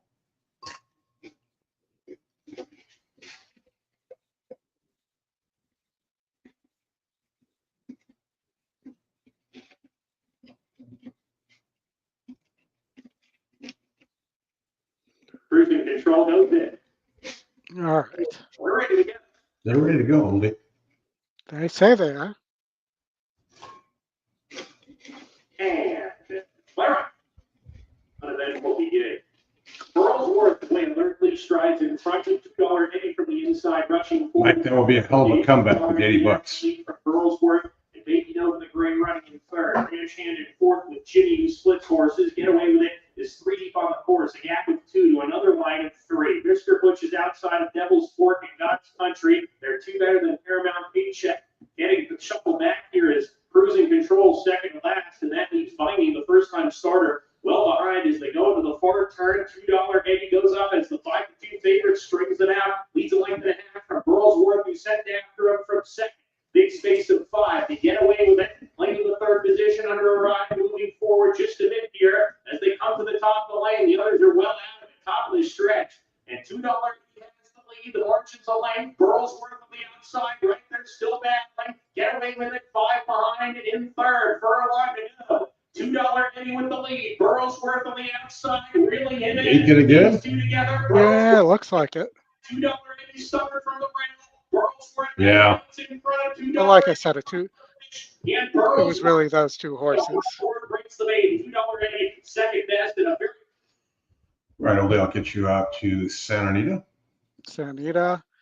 What do you think? What do you make of this 6 horse here, Chris? Well, I can make a hat or a pterodactyl or a brooch. I can make any of those things. But the 6 at Santa Anita is what you're asking about? Yeah. For Looks us. a little cheap to me, but it's getting bet. It's getting bet. It's got that top pace square, right? 72. So it's got a 20-point advantage there. GSR 58. SOAR looks to be kind of in line with everybody else. I mean, Duran's going to go off as the favorite or close to the favorite, I would think, here for Dettori and his Papa Madromo. So Thrust Lifetime 1 for 8 with just a single win. He's a win or don't hit the board kind of guy. I heard a beep, and there he is. We'll get him. David Harrison, welcome. Well, Hello, I'll tell gentlemen. you, Can you hear me? I sure can, can. yes. Okay. I think you got some The horses background. are at the starting gate. It's post on. You have some audio running in the background, David? Hold on a second. Yeah. There we go. Better? Yeah, that's better. Okay. Good. I apologize. I didn't realize I had the pregame show on in the background. How are you gentlemen today? Not bad, not bad. Welcome to Florida. Yeah. Thank you. Well, Nice today. We're going to Rustin hook up like the beam of the for left dinner Monday club. night, unless you're Yeah. busy. Yeah, that sounds like a plan. We'll touch base probably Sunday evening. Yeah, Sounds I good. should get in somewhere around 6. Thrust If goes train is in. on time, but welcome to the program. Light the Thank beam. You. We're doing And we some- got Santa Anita third race going off, I see. Yeah, and then you're just in time because we're gonna get out to Jerome next. And they're off. All right. Good luck, everybody. It's Old Fashioned and Duran both out quickly. Be Punctual now up to take the lead, and Thrust goes with him. Light the Beam is on the far outside, sipping whiskey second to last, and Devil in the Bluegrass trails. Round the first Well, turn, it's Duran leading the way. The by a 6 is length either and a going half, to tracked by Be learn a new Punctual trick second. today. It's another 2 back to Thrust, who's narrowly in third. I Pete's know. Old Fashioned inside of him. Another couple of lengths back to Devil in the Bluegrass, who's 6 lengths off the lead. It's a fast Light the beam early outside pace of for this him and level, sipping too. whiskey in between those 2. They swing on to the backstretch, and they have to catch Duran. A length and a half in front. Be Punctual still second. Then Pete's Old Fashioned and Thrust together third and fourth. Devil in the Bluegrass, Light the Beam, 6 off the lead. 3 more to sipping whiskey. Into the far turn, and it's Duran and Frankie Dettori carving out all the fractions. Be Punctual second the whole way. Then Thrust into third. Pete's Old Fashioned back to fourth. 3 lengths back to Devil in the Bluegrass, followed by Light the Beam and Devil in the sipping whiskey. Bluegrass. Approaching the quarter pole, Duran a length. Be Punctual has not surrendered second. 3 back to Thrust in third, and then Pete's Old Fashioned. 3/16 of a mile to go. Duran cuts the corner, widens again to be in front by almost 4 lengths over Be Punctual. Down at the rail, Pete's Old Fashioned grinding away, trying to get into second, but it's a runaway for Duran. Duran is all alone, close for second, and no doubt about a W for Duran by more than 5 lengths. Frank Pete's Old missed an Fashioned opportunity outfinisher there Be to say Punctual. Devil in the Blue is fourth. Duran twice. Did you say Duran? Well, I did. Frank didn't. He missed an opportunity. Oh, he missed the opportunity. I think in this Jerome, though, we may be able to, at this stretch run, we may be saying, I can. The way the race is set up. So, Aldi, I don't know if you have a huge opinion on the Jerome, but I originally, I was impressed by Cyclone State's last 2 races, but when I looked at the race flow here, the dynamic that's going to happen, it looks like there's an awful lot of speed, and I think that Cyclone State may be the best horse here and may have the most upside, but I don't know how with the 1 showing speed, the 2, the 5, Cyclone State, that this is not set up for a closer here, and I think I can. I think that horse with a clean break can stalk the pace, and I think it's logical that either the 3 or Studley Do Right, closes off a contentious pace here. How'd you see this? Yeah, no, I saw the same thing. I saw a contentious pace. I would look maybe for ICANN to sit between the closers and the in Studley Do Right in Omaha there, and I wouldn't rule Omaha out here either. I mean, Omaha won its last race by 7 lengths against easier, obviously, but it really depends on how much ICANN and Studley Do Right get suckered in here as well. Right. Because, like I mean, I don't see how, unless Cyclone State can rate a bit, I think that horse's best chance is on the front end, and I don't see the scenario where that Cyclone State, unless this horse can rate off the pace, wires this field. I just think it's going to be. I just think that it could be a pace meltdown here. So the way I saw it was I want ICANN as my top pick, and I'm going to use the other closer, Studley Do Right, with prefer ICANN on top. I mean, Dutro's on fire. At the end of the fall meet and the beginning of this meet, everything he's putting on the track is running well, and generally. And this horse may be in a great spot today. Yeah, and I'll say as well for. He did scratch out the other horse, and I was thinking it was the morning line favorite that might have been, and I didn't see if it was a vet scratch, but that might have been because he thinks ICANN's live here and doesn't need to run both. But I feel like the Jerome is very commonly a pace meltdown. Yeah, as a matter of fact, I believe, again, this is a stretch out for the first time for a lot of these 3-year-old colts. And, I think we do see that scenario quite often, unless there's a speed, like we had a speed bias track a couple of weeks ago at the Big A. I don't see that today.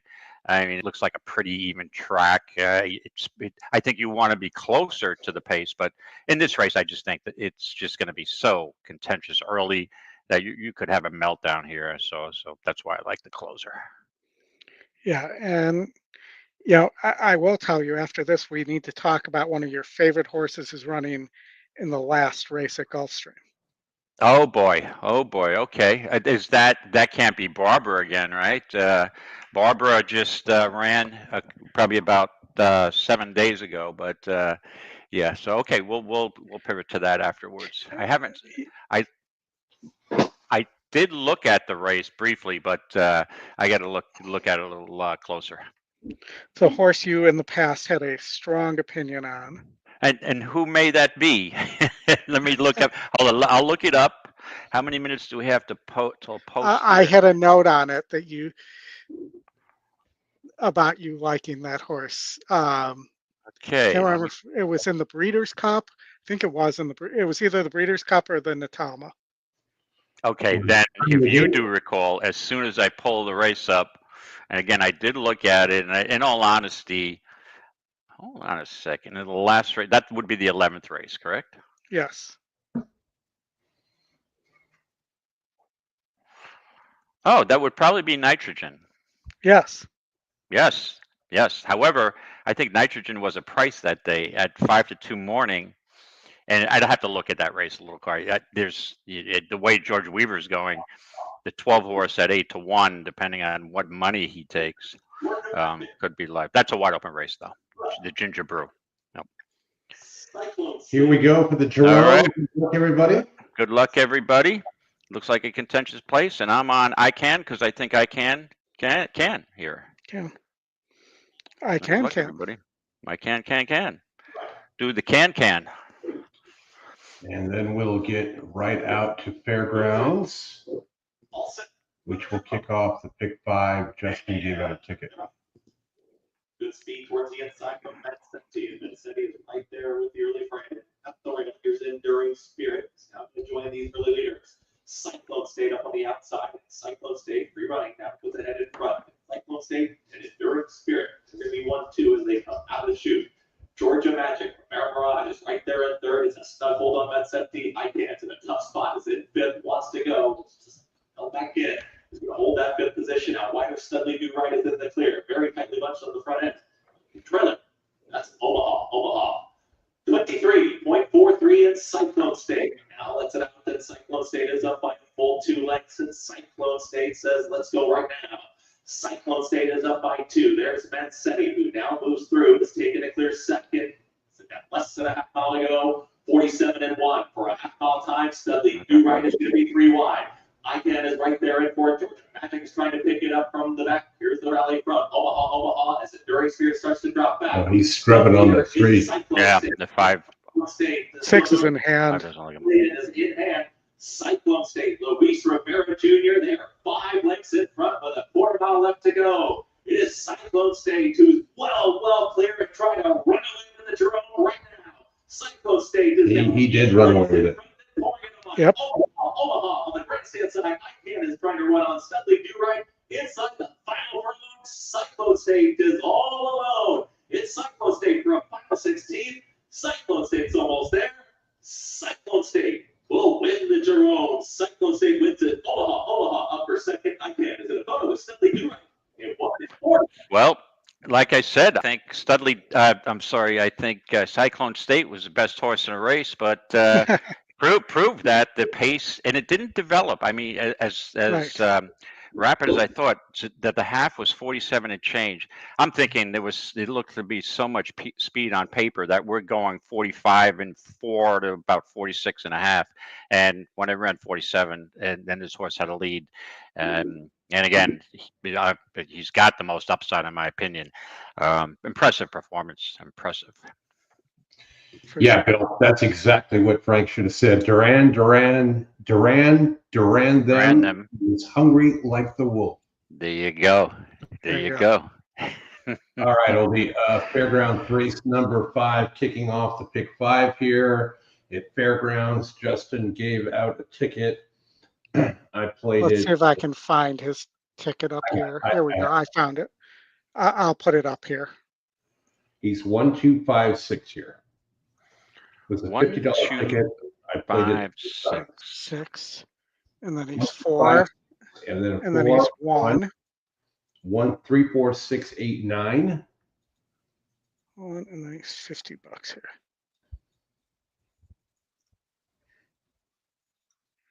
And he's 3, 4, 6, 8, 9. Quick question. Can we go back in the 6th race? Is he using the 4 Good Conduct? Cherry DeVos horse? Singled. Okay, that's the horse I like. Okay, good. Singled the 4, and he singled the 1 in race 7. 2, 5, 6. In race 7. Yeah, his doubles today, David, have been absolutely crushing it. He had a 2-1 into a 3-5, into a 3-5 shot in race 2 that paid 7-1. 3, 4, 6, 8, 9. So no 7. Okay. Nice. All right. 8, 9, and then 1, 2. 5, 7, 8.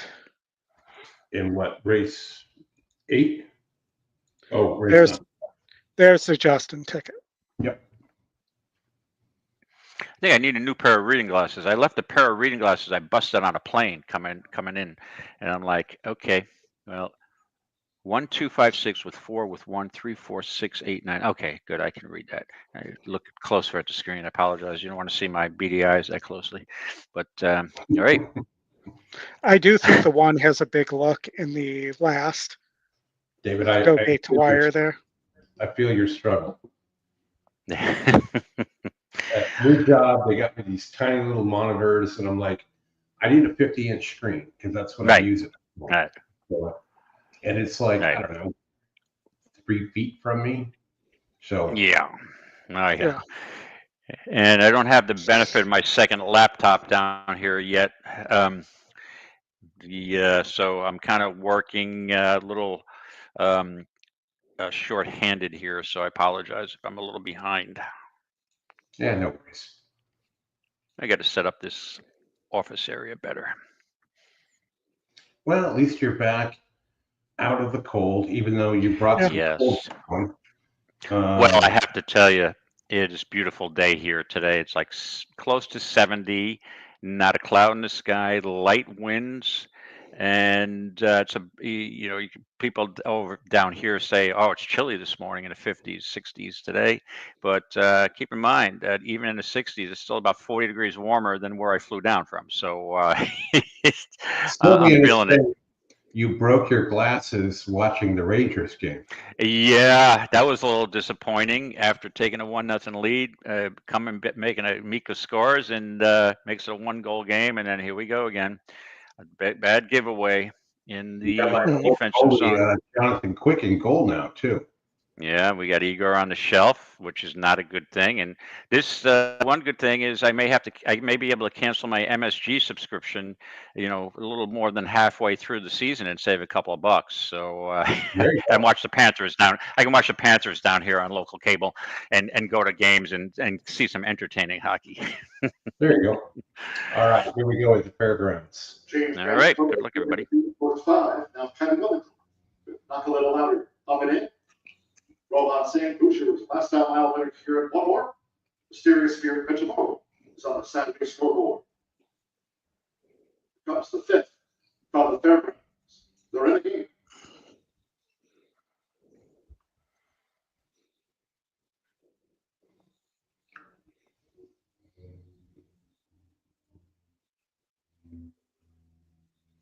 I will tell you. Let's see if I can get this to. Just tell us. Take it, but I would have gone 1, 2 here. I singled the 1 in the last, and that would have been my competing $50 ticket here. Okay, good luck, everybody. I would have. I would for sure use the Maker 10 in the next. Just the back of them. Flashing pass is 3rd. 6 furlongs from the first line. Mysterious Spirit in 4th. Oak Hill LG is running in 5th. Let's break up 5 more to Totally Addicted, second to last, and late running Cruiser Trims. The first 2 being furlongs in 24.01 seconds, making this backstretch run. So knock a little louder for Kylie Wellington on the outside of Running in the Money. It's knock a little louder and Running in the Money, joint leaders here in the mile. Half mile from home with Oak Hill LG looking to gain now for Ben Curtis going 3rd. Flashing Class has lost a spot now to 4th. Mysterious Spirit 5th on the outside of this battle. Then pull it back to Totally Addicted and Boucher remains last. Half mile 47.37 seconds. Knock a little louder. Knock a little louder is just in front at 23-1. Running the Money looking to respond. A quarter of a mile to go. Meantime with Mitch Laurel. Mysterious Spirit draws a beat on them. Oak Hill LG and Boucher on the move for Rohan Singh. As these Louisiana Reds stream to the short stretch. 3/4 went in 1:12.82 seconds and across the track. And Mysterious Spirit is up to take the lead now. Boucher continues to come, charging hard on the outside. Then I hate this view. Me too. But the 5 or the 6 is going to win, so I would have been out had I played here. Luckily, I did not. Wow. 6? What do you think? Hard to tell with the angle they had there. Who got that? I 6 think would be good for anybody who plays it. He's got the whip in his mouth. What? Yeah, he had the whip in his mouth like a rose, like at the Rose Bowl. Who did? The 6. So that is Singh? I haven't heard of him. This got Rohan really Singh. there at the end. And that horse was 15-1. Yes, E. Longshot. Off, Scotty yep. Longshot. And off an 5. 8-1 morning line. That Unfortunately for everybody that played Justin's ticket, 5. the 5 The still 5 got better than Here, let me you see. still beat the 2 big favorites there. So I'll take it. I'll take it. I got that at $1.50, man. $1.50 base. It'll be my second Fairgrounds Day show playing above base. David, on Christmas Day, Oldie, or not Christmas Day, New Year's Day, Oldie put up a bigger ticket than a cheap one. I ended up playing it at $5 base, and boom, 10 times. you are getting 16-1 right now on the E top pick here at Gulfstream. All right, let me get Gulfstream teed up here, Oldie. Hey, Willie. How's it going, my friend? Thanks for joining. Hey, Will. Yeah, better watch out. Oldie's taking over on Friday. It's, in my absence. Oldie was on. Matt Miller was on with Scotty for the first hour and a half. Then Oldie joined. Oh, I didn't know that. Well, yeah, because I watched about the first hour with Matt at the airport bar because my flight was delayed, and I didn't realize that I spoke to Scotty this morning and realized that you were on. I gotta check you out there, Oldie. How'd you guys do with your picks? I think pretty well. I just missed qualifying for the main slate. I literally just missed. But I got the breakage. I was 40 made it, and I was 42nd. Oh, geez, you're right there. Yep. Yeah, and then I think we did pretty well after that as well. And Scotty and I kind of stayed on after the show ended and just kept doing the show and watching races and making picks together too. So yeah, Matt was on with them for like 3 hours yesterday, and then he did like 2 hours last night with me on the Friday night Zoom taking Q&A. Yep, I know that there was a Q&A last night where I was in transit, and I heard that everything went quite well with that Q&A.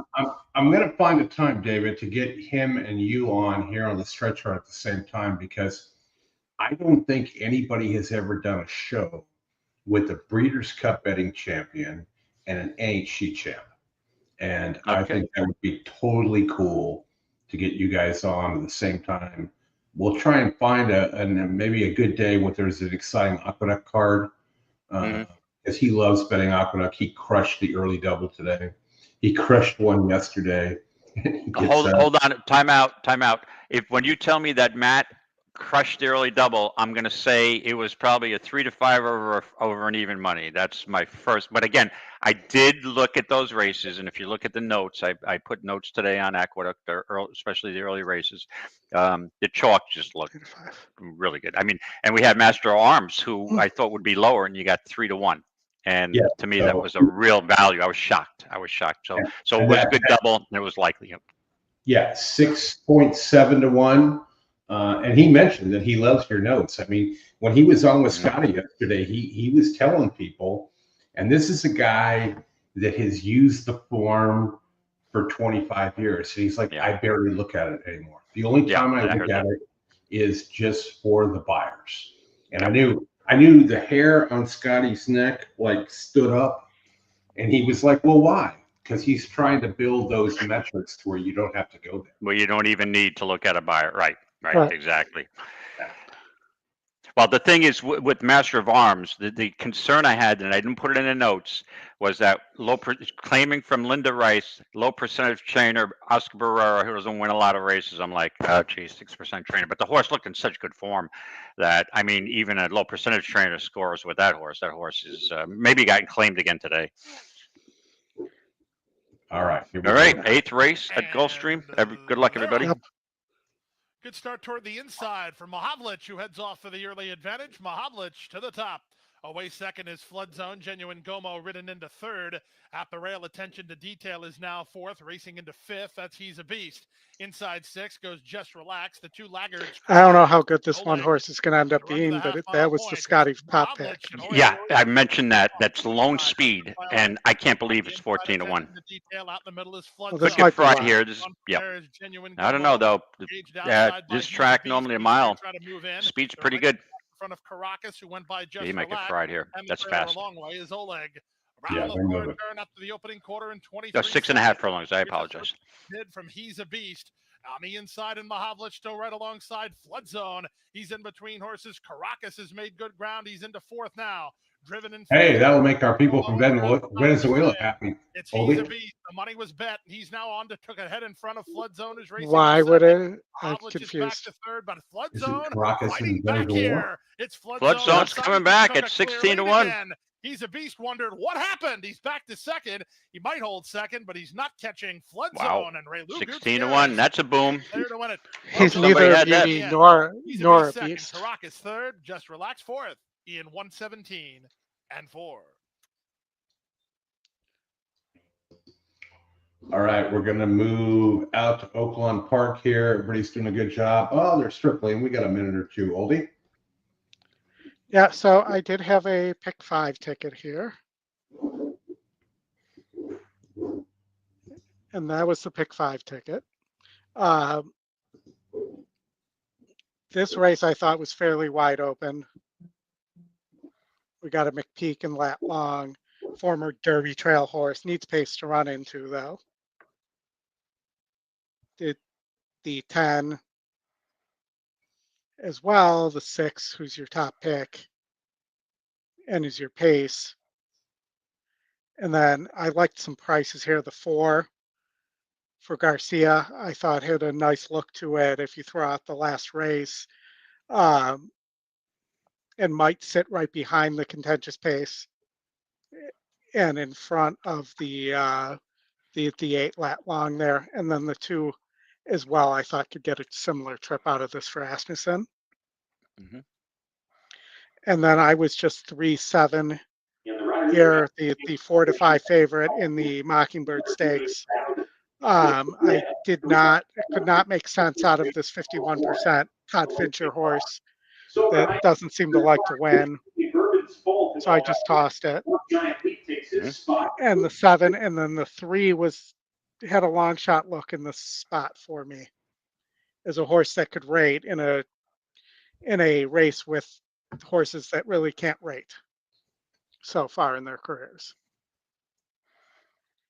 And then I thought this pace was going to be very contentious in race 8 and could set up perfectly for the 6 horse, who I don't understand why it's 3% against 68's too back. So, all right. Okay, good luck, everybody. City had no problems. Gets the front goal. Breaker takes the second position in a good spot. Satara third. And Lucency is fourth going into the first turn. Silver Heights, the great saving ground. Lackland finds himself between horses. Charleston is 3 deep with that group. Charleston and his true. Urban aficionado alongside. And takes the 4-1 giant lead. After the disastrous break is last well behind as they approach the backstretch run. Decent tempo onset by Big City leads a half length. From the presser, Gold Brick to the outside in the yellow cap. Length and a half to Zatara. Placed well today, third, just inside of Lucency, fourth. And Silver Heights, Lackland, Bourbon Aficionado, Bourbon's Fault, and Charleston. Those 3 pretty much together. And they're still 4 clear, 1 giant lead as they're halfway home. This race will end at the 16th full, not a mile here. Big City Out to Santa Anita following this race. 5-2, still right there, latched on to them as they go into the 4-turn run. 2 back to Zatara. Silver Heights clearly into 4th now, riding around the 4th turn. Lackland is set along 5 off the lead as Lucency is giving way badly. Bourbon Aficionado in midfield now. He's 7 behind under a ride. The others are well out at the top of the lane. Goldbrick is dropping back. Big City has lost the lead to a long shot. 21-1 in Zatara. Yeah, looks like that's been that kind of day. To the middle, gets to the rail. It accelerates, leads by 2. Big City off the rail in second. Silver Heights in third on the grandstand side. Zatara with a furlong to go. That one's gone. It's been that sort of day. Zatara will spring the upset. Zatara wins it comfortably. And that is a good example of why I don't mess around with Oaklawn. Okay, we got a 21-1 shot off a 20-1 morning line. Boom. That's hello. Yeah, Willie, you're right. Matt does bet a lot of chalk. The chalk wins 33. It's probably closer to 35% of the races this past year. If you're on the right side of that 26, 27% of the time, you will be profitable. Right. But again, if someone, a horse player, only bets favorites, and favorites win 33% of the time, you're doing really well if you only bet those 33% of the time races where favorites win, and you avoid the other 66%. It's just a matter of picking the races that the favorites favorite looks unbeatable. And sometimes that's easier said than done. I mean, in the first race today with the scratches, you had a favorite that just looked unbeatable. And you paid what, $3.60. But in all honesty, to me, that kind of takes the fun out of it for me, because I don't want to put a whole shitload of money on a 3 to 5 or 2 to 5 shot. I'd rather put that shitload of money on a 16-1 shot and take my shots, win place. And to me, it's more of a boom. It's more fun. I'm looking for, my objective is, since I started wagering, is bet a little money to win a lot, right? And that means you're not going to win a lot, but when you win, you're going to win a whole, bucket load of money when you do hit. So, I'll go a little hungry for a couple of days, and then you hit, and yeah. But again, I'm not adverse to playing favorites. Don't get me wrong. The two favorites, actually the favorite in the first race and Master of Arms, I thought looked really good. But so I'll take it. But I'm not gonna make major wagers on horses like that. Well, I mean, you look at what he did in race 1, which was, take the chalk at 3 to 5 into not the favorite in the next race, right? It was horse 3 to 1, and now you're getting 670. And guess what? You're also doing. You're also avoiding the computers. They don't play as many doubles as the rest of them do. So getting those things and pairing those things together and picking your spots. Matt's not making 100 bets a day. We got guys in our WhatsApp chat. They post their Twin Spires ROI when they have a great day, and they made 182 wagers. That's not happening, right? Right. You've got to pick your spots. You've got to, as a horse player, if you want to be successful or not lose, you can't bet 30 races a day. You can't approach it like the NHC and say, I'm going to gamble. I'm going to play 73 races this weekend. If you play 73 races over a space of 3 or 4 days, including the first chance, last chance, for real, you're probably going to end up being, you've got to be, pick your spots. The problem is sometimes with tournament play, since I'm more of an NHC player now, that it kind of dilutes my real wagering, because you're handicapping too many races, right? Yeah. So you got to balance that line. I have to. It's the same thing. If you're betting 5 or 6 pick 5s a day, you're going to be a perennial loser. Sprinting out for the early lead. Annie's Joy starts now in between them. Tirupati is up in the mix too, and up to claim that second spot. Strange Addiction and Katerini are next, 3 in front of Cameron Slough. At the back of the field, Catonia and Free and Humble. They're covered by 8 lengths as the field moves into the first turn, and it is Velocious setting the tempo. Leading by a length, Tirupati is in second. Down at the rail, Annie's Joy third. 2.5 or 3 lengths off the lead. They make their way onto the backstretch with Strange Addiction on the outside. And in between those two, Starks now in the red has 4 to make. 2 more to Catonia on the inside of Katerini. That pair is followed by Cameron Slough. And never good with a singer in the lead guitar. Less than a half mile to go. And it is Velocious in front, 3/4 of a length. Tirupati has been tracking throughout. Strange Addiction, Annie's Joy, starts now, continues between those two. Here's Catonia in mid-pack, 6 lengths off the lead, followed by Katerini. Another 2, Cameron Slough trying to mount a bit of a bid, leaving Free and Humble at the back. A quarter of a mile to go, and Tirupati is now up to make her move for the lead. And Tirupati puts her head in front of Velocious. Behind them starts now down at the rail. Annie's Joy there inside the 8th pole. Tirupati is now sprinted. Well, it 3 looks like clear. the 6 can It's race. Tirupati by 4 now with a 16th to go and towering over the competition. 3 to 1 was a wins gift it by there. 4 lengths. Starts now second. Easy for third. win. Katonia and Cameron But Slav. that's the kind of easy money that Matt would love at 3 to 1. Now 3 to 1. Yep. But this, on paper, this looked like a very difficult race. So, But in stats, like in angles, this was a 50+% horse that we just didn't get a chance to talk about because top win, top pace, top SOR, you know, that's like a 53% of the time those horses win. Right. All right. So Going to get you out to New York here. All right. That's what I'm pulling up now. Out, and I need to go feed the dogs real quick. So I'll let you two go. Is that a euphemism Now, for don't. something? No, it's not a euphemism. Don't, Chris. Now, don't let the dogs out because I you know won't what's let going them to happen next. We're going to have your neighbors are going to say, "Who let the dogs out?" I have a Chris fan. already had a neighbor issue today. Yes. Oh, I had okay. a Sorry about that. And David, if you'll hang out when we end the show for 5 minutes, you might be entertained by the story. Okay, we'll do that. If you can't, I'll tell you Monday night. All right. Okay. I'm gonna go. The food's ready. I just gotta go put the bolts down. Come on, buddy. Come on. So we in this race here, we have the 8 horse. Thank you, John. Right, 82 ace metric, 44% win percentage. You like this horse, Oldie? Normally this is a horse I would love, but having handicapped the race, this horse looks like a money burner to me. Am I wrong? I mean, yeah, this is a race that I wasn't sure which way to go, and when I have that indecisive type of feeling, even though this is a race I would normally wager on, I kind of avoided making a play here. I mean, I've wagered on Devil's Key in the past, and I think in this spot he may be okay here. So at this price, at 8 to 1, I would give it a little shot with the 4.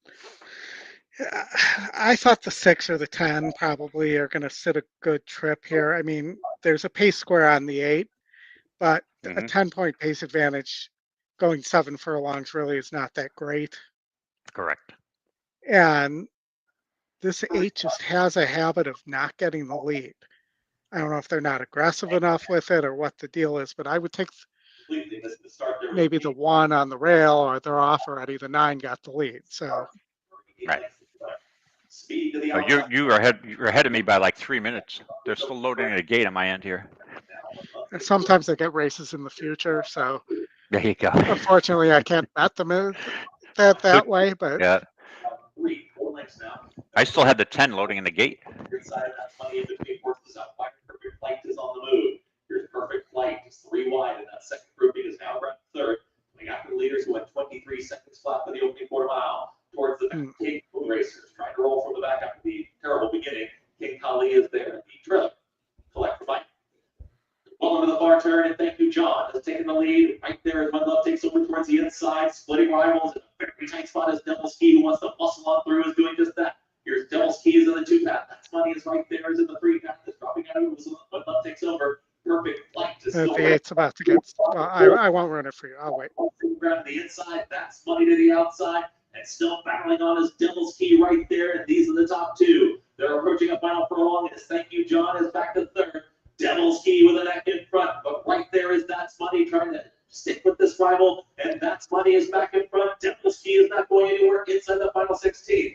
That's Money is almost there. That's Money up by a leg. That's Money. Luis Rivera Jr. picks up another one. That's Money over Devil's Key for Big Flight. Okay, I had no problem with that. The 4 ran a decent race at 9 to 1.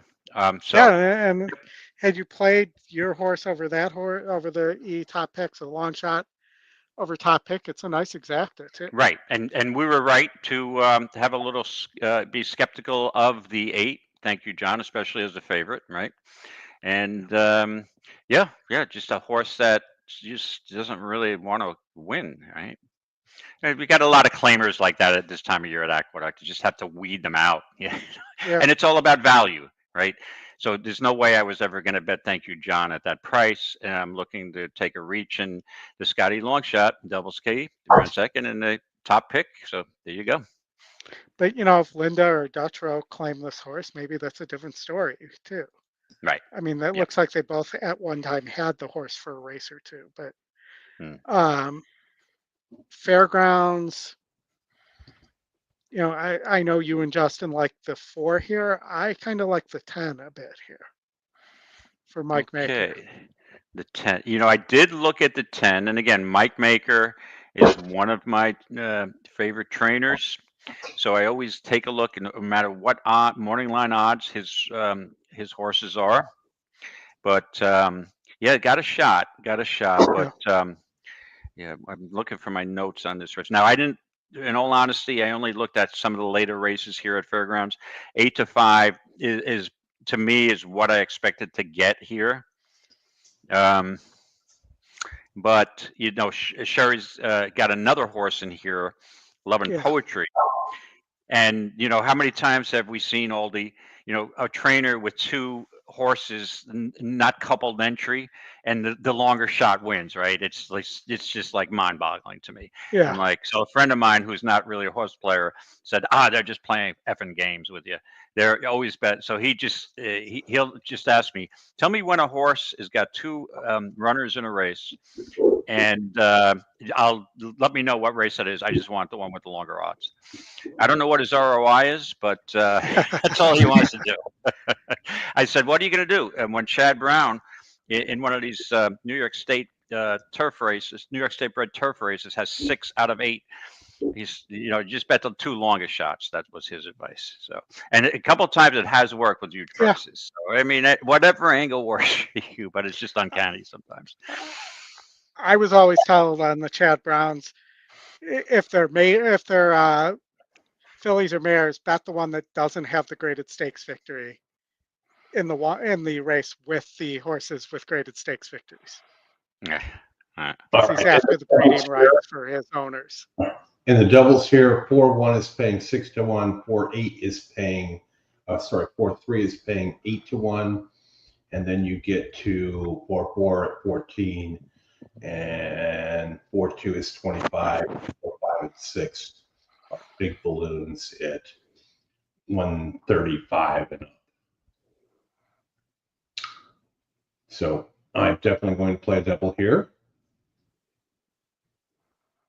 All right. I'll probably Dutch between the 4 and the 1 and the 3 in the next, with probably a little heavier on the 3 due to the fact that I don't have that one in the pick 5, and if 4 gets beat here, so do I, and that's the way it works. One thing yesterday, Oldie, I think you were on with Matt when he was talking about this. The 2 just threw the rider off at Fairgrounds, but the rider landed on his feet. That was crazy. That's tough thing to do. That's agility. That's agility. I've got video of my wife being thrown off of a horse at Santa Anita in the morning. I don't know, this is maybe 15, 18 years ago. And it was crazy. And she landed on her feet and she looked at me and she said, please tell me you have that on video. It was like falling off the balance beam, right? But the only horse I've fallen off is the rocking horse, my grandson's rocking horse in the basement, which I think I had too many alcoholic beverages and I decided to ride one night and I fell off of it. But I can imagine. I've been horseback riding like 3 times in my life, and it's just not my. I respect anybody who gets on a horse. I totally have 100% respect for them. Yeah, you got to know what you're doing. But one of the things Matt was talking about yesterday, and they got to a race, I don't remember what track it was, and he's like, you know what? I have no I have no confidence here, so I'm just not going to play. Yeah. And that's a very important thing. The other thing that he talked a lot about, and we talked about on the Zoom, was having goals. Like when you start your day, what is your goal? What is your starting bankroll? What do you want to get it at? You know, he gave an example of, I want to get to 2,500 a day. And you know, when he got, and there's a passage in the book where he got to a horse that he really wanted to bet, and his goal was already met. Like his goal was to get 5,000. Right. And he had like $5,347. And when that race came up, you know, he asked the reader, like, what do you think I bet on this horse? And the answer was, I bet the $347 because you I get wasn't going the 5,000 away that I got to. So, and the horse won, and there were no regrets, right? Because don't throw good money away from bad. And all those things that he talks about through there are very important. And we've had some people in our chat that have started to adopt it, some of those principles and whatnot. Like when you start, what's your bankroll? Is it $40? Is it $100? Is it $200? Right. What are you trying to get to? And when you get there, get it, right? And, you know, try and get there with the easiest path possible without with the least amount of complicated things, right? You know, if your goal is to get 40 to, you know, 800 and you're going to play a pick six somewhere at 20 cents, that's a hell of a lot more complicated than trying to get there, you know, doing win bets and absolutely. But yeah, the way I approach it a lot of, and again, each day to me, I don't go into a particular race day like today. I don't go into this day looking for a goal of how much money I'm looking to make. I'm just, some days I'm just playing to have fun. Okay. Look at it this way. I got into horse playing because I really enjoy it. I love horse racing. I love the game. It's so much fun. You get to participate and feel like you're an owner of these horses. You've got a financial investment. And the bottom line is that some days I go to Gulfstream when I'm down here and say, I don't love the card, but I'm just going to hang out in the paddock, watch the horses, have a couple of soft drinks or maybe one alcoholic beverage, and, you know, take $100 with me and, you know, play $10 wagers. And, you know, other days, see, I'm focused more on NHC play and tournaments. So I will have a goal during a tournament. So if during the Pegasus, I will be focused on a goal. Florida Derby as a contest, a tournament, I will be focused that day. I might look at the card on Wednesday or Thursday at Gulfstream Record. I can go, this is my day. This is the day I have a goal. Okay, I have a goal. I love the card. I have a goal to win, say, $1,500 with $200 $250 bankroll or $300, and I will focus on that. And you know, you have a strategy. What races you're playing? Is it going to be horizontals? Is it going to be a primary win bet that you're focused on? Do you have a lock, a single? So every day is a little different to me. So. And that makes sense, David, right? There are days where you're going to be serious. There are days where you're just going to entertainment. Are you going to be down here in February too? Yeah. I'm heading back late next, the end of next weekend and coming back a week before Pegasus. I expect to be, everything is, up in the air, but yeah, I expect to be here at some point for a while. You're going to be February. here February 21st and 22nd? Well, I know what's going on that day. That's the last weekend of the NHC Tour, my friend. We'll get to that. And I may be looking for a tournament if I'm still in the top 10 of the NHC leaderboard. So, yes, I know what good luck, everybody. On to the first turn as the Saratoga gets positioned right there close up in third as they enter the first turn. Then here's the inside is Golden 8 Tractors running in fourth and just inside 7 furlongs to run. Then comes Good Conduct with Sidney Brown as these leaders go to the back of the course. Daring Davis together with Good Conduct. They're about midfield. Then the coming at Farm 2 of East in front of Gin Run with the Red. Following Love and Poetry, it's a break of 2 more. 2 on the outside. Rather distinct then toward the rail. Silver Buffalo has drifted back between Monmouth, given a quarter 24.08 seconds. Making this run near the half-mile pole. It's Expecto Patronum. With Aritones, Expecto Patronum leads by 3/4 length. Miss Perkins staying right there close. Terragora getting a good toe to this from third. Golden Age Actress in fourth. Good Conduct is fifth. 6 lengths off this leader. And Black Daring Dame to the inside of Piso. Love and Poetry is 8 from the front. Looking to gain now to 3 furlongs from home. Pull it back. And the field as they round the far turn, rather distinct, along with Gin Bun and Cellar Buffalo is last. These leaders coming toward the top of the stretch. Half mile, 50.95 seconds. Maiden 3-year-old fillies come for home, and here's a sweep by a Terradora. A Terradora with Chris Burke in between fillies. Expecto Patron tries to kick on to the final furlong. Good Conduct was switched to a clear path. Golden Age Actress on the inside. Time keeps logging in. Picking up steam. They come inside the final furlong. It is Good Conduct. A Terradora Come on, battle. four. That horse is going to pick it up. The 7 is that? Or the 8?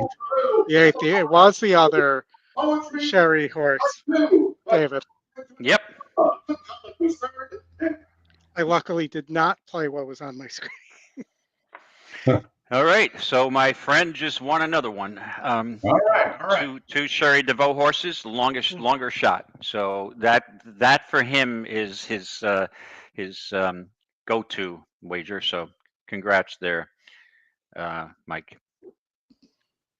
All All right, Dan Duran. Is it Dan Duran? There's a lot of Durans going on. Yeah, that's a good one. I'm going to say you want a taco with extra cheese and couple of packets of Chipotle. You got it. All right, we're out to Gulfstream Park. So, David, February 21st and 22nd at Tampa. Correct. There is the Horse Tourneys Tournament. It is the last chance, first chance. They're giving away an NHC date, day 1 of the tournament, day 2 of the tournament, and then probably 1 to 3 for the full tournament. It's $1,000 buy-in, $500 to the players pool, $500 to the prize pool, and you got to make 5 bets each day. Win, place, and show only. Right. Now, they're 2 separate contests. Friday, Saturday, Sunday. It's a 2-day contest for overall, but they give away an NHC date for day 1 leader and an NHC date seat for day 2 leader. So there's 2 seats available there, and then depending on the amount of entrants, last year it was 3 overall, and then obviously you keep whatever you make and whatnot. So if you're going to be down in South Florida, you can go pick up at the Tri-Rail in Fort Lauderdale, hop on Amtrak, and head up to Tampa, and it's $19 one way. Okay. So, simple way to do it. I will be doing that Sunday when I head down to Fort Lauderdale. And maybe it's something I would consider. Also, if I'm north, Monmouth's got their first chance, last chance for tour points. It all depends on where I am on that top 10 leaderboard. Going in the I'm gate trying of to protect. Gulfstream, guys. Okay, as a matter of fact, how do you not use Fredo from the outside at a huge price, gunning to the lead? That horse sometimes gets heart and lasts. What's this horse? 25 to 1? Can he get the lead though? That's the question. David, but I have an entertainment on Fredo, and I hope this doesn't end up like he did. Right.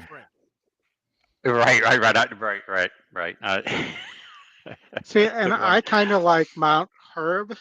The 2 horse, there's an overlay right now with Irad aboard. Now, Iris's Dream. I have a joke for that, but I probably should not go there at this point. Fredo, it's Mount Horeb. And Fredo.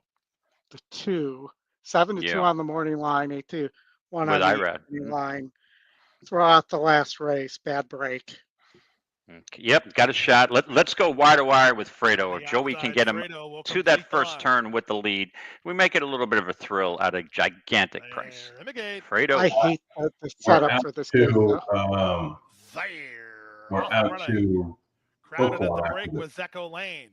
Good start for Enlighten, who heads off Look for the how early white Fredo advantage is. in the center. The man up front, up on the outside, it's Fredo who's up. Get and over. Rivals. Like Fredo he understood using a big time first job gear there. to get over from the far He outside. got the job gate. done, at least to It'll the be first Fredo turn. and Joe Bravo who clear all the inside To traffic. me, and lead Fredo on two. finishes first The or man last front in this is race. Together with Enlighten second and third. Ricky Bobby, Between horses, and right there is Navy Seal. either your A bit first or deep your on the last. course, Navy Seal, and up in between horses, Rafaru joins the vanguard. Mount Horeb is in between horses. Slow him down On there, the course, Joey. and Navy Seal, then Echo Lane.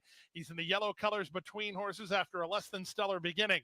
Thornberry is toward the rail in front of Iris's Dream. Fredo blew it And in back to Cuba. Raguel. The two at the back are Ramblin' Wreck and This would be a Windrop. nice exacta right 22 now. 3 strong seconds for the opening quarter speed, Yeah. and it's Fredo through a 46. I'm sure Matt Miller would not have that exacta. I'm going to guess. Rafaru is now Matt's out with the family. He's not betting nothing. I hear ya. For Irad Ortiz Jr., fifth with an inside lane. Working hard and not Hey, we're getting a getting thrill today. here there, Chris. Yeah, we are. Outside I'm Iris. getting my Another thrill for me. Getting my $10 for it, that's for sure. Lighton tries to go get him. Patient in the box seat is Mount Horeb. Echo Lane followed him through, and he's running now. Off the turn and the At least stretch I get drive. a win, Here's place, or Mount show. I'm Horeb, good. 8-1 and charging to try to get in. Come on, hang in there, Fredo. Lighten in front. Mount Oh, Horeb there he's tiring. Six Yeah. Made minutes it good. to go, and Lighten is digging in. Out Horeb's out of time. He had a great trip, but Enlighten was too good. Enlighten Is wins that- by a lane. Sometimes I look at those and it's Third, like, Fredo fourth in if 133 and 2. you just put some of those horses like this, and instead of doing a $10 or $5 or whatever across the board, if you just put those horses in fourth, Mm-hmm. that's where they seem to run, right? And Right. it's the right price, right? Because 30-1 shot in fourth, even if you get, crazy stuff happen, or easy stuff up front. Yeah, Fredo, I'm smart. But, I mean, this goes back to the fact that friends don't let friends bet on Antonio Sano, though. I don't bet on Tony Sonic either, but $10, entertainment bets at 30-1 are like the people. Right. Right. No, I know. And- I'm right. teasing. Right. And again, you bet on Antonio Sano at 31-1. You won't bet on him at 3-1. So, I mean, it's all about risk reward in my eyes. And again, it depends how you're doing on the day. We're getting later in the card. It's, 4:30 in the afternoon. If I'm up a nice chunk of money, even though I had a goal, I'd be like, oh, what the hell? Because a lot of this I play for fun, to be honest with you. I really only get into my groove and into my really intense playing during tournaments or, unless I love the card and I just say, this is my day, like certain big days, Belmont Stakes Day, Travers Day, that's when I'm all in. And again, sometimes you get consumed with race to race, and you're playing too many races, and so I try to pick my spots. It's the same thing with poker, man. If you're playing Yep. every hand, you're not going to be successful. I mean, you may catch one here or there, but Right. I talked about this last night. It's like, for me, the longer multi-race wagers, when you get to 5 and 6, you've got two spades in your hand, and a spade bluffs on the, comes on the flop, and you think you're going to go run a runner. That's really hard.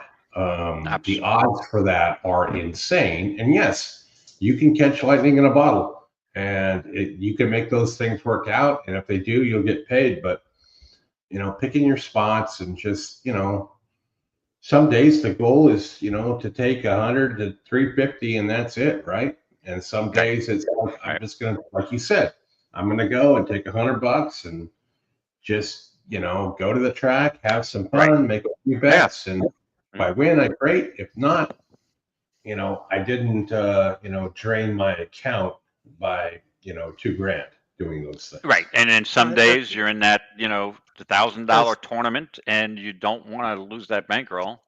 Or going to the gate at Oaklawn.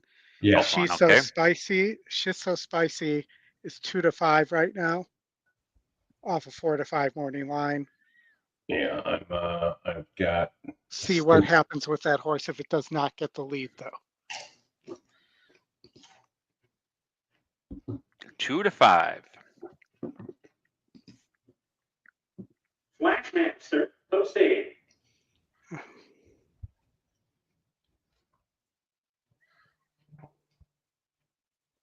The rider hopped on Flashmaster. Manny Escobar working to load this runner without the jockey. Helen's Revenge in the meantime has taken her spot.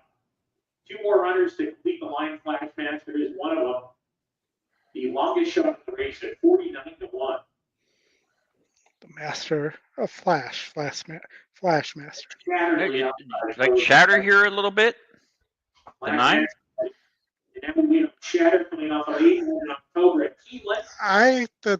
The horse I liked second best here was the long shot. Biggie Tails Up. Okay.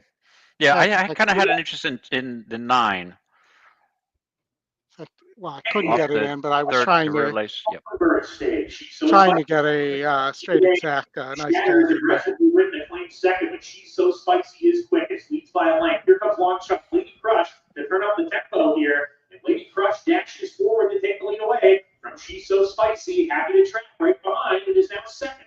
A length to Chatter in third. Gap of 2.5 to GW's Girl with Flapping Trees. Another length and a half to Biggie Tails Up in the Gray Battle Shipper. Flashmaster is second last. And Helen's Revenge. As they go into the far turn, Lady Crush wings it on the lead and flew at 21 3/5 seconds for the first quarter mile.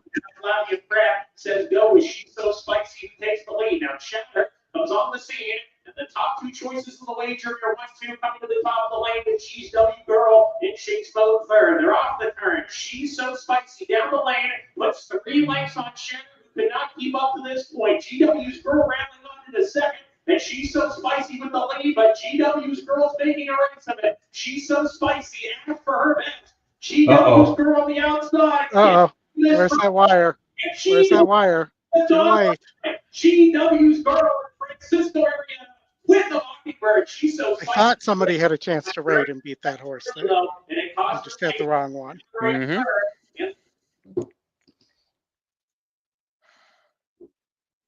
Yeah, and I have to tell you, going back to the, playing favorites and having that as your strategy. I mean, yeah, 2 to 5. When I lose, if I single a 2 to 5 shot and I'm alive in a double, I just feel a lot worse when I lose on a 2 to 5 than if I lost on a 20 to 1 horse or 15 or 12 to 1, because I'm thinking even if I win the bet, I'm not getting value. I'm always looking for risk reward type of thing, value. Not unreasonable. You always need an angle, but yeah, I usually let these horses, pass me by, or I may pass the race. I mean, unless the horse is Flightline or Seattle Slew or what a triple. You get 2 to 5, and you're like, actually 2 to 5 is a value because this horse can't lose, right? Yeah. So you look at the value that Drew got on Flightline. In the betting challenge. I mean, that horse was what 2 to 5 off, right? And he ended up getting like 3.5 to 1 with the contest money and everything else built in. And then that's right. And again, yeah, I was there and had a seat in the grandstand. Great performance, and I was of the impression that Flightline can't lose, but it is horse racing. Okay, I mean, you could take that large, gigantic wager, then basically you're going all in, and it's a game of chance. It's a sport where I've lost singling 2 to 5 shots in the first leg of a pick 6, and I put a lot of money into the pick 6, and Jerry Bailey falls off the horse at the beginning. So I mean, then you'd be sick. So I mean, if I'm gonna have I just have that. If something goes wrong with a 12 to 1 shot, I don't mind as much. But I'm playing a 1 to 2 shot, and that's my total investment. That's going to ruin my day if I lose. I'd rather lose it on a 12 to 1 than a 1 to 2. That's just the way I'm wired. So everybody's a little different. Yeah, and Oldie knows where I'm going with this. And when you refer to pick sixes, we had a clear winner about 4.5, 5 years ago, and Manny Franco just jumped off the horse for no particular reason in deep stretch and would have won for fun.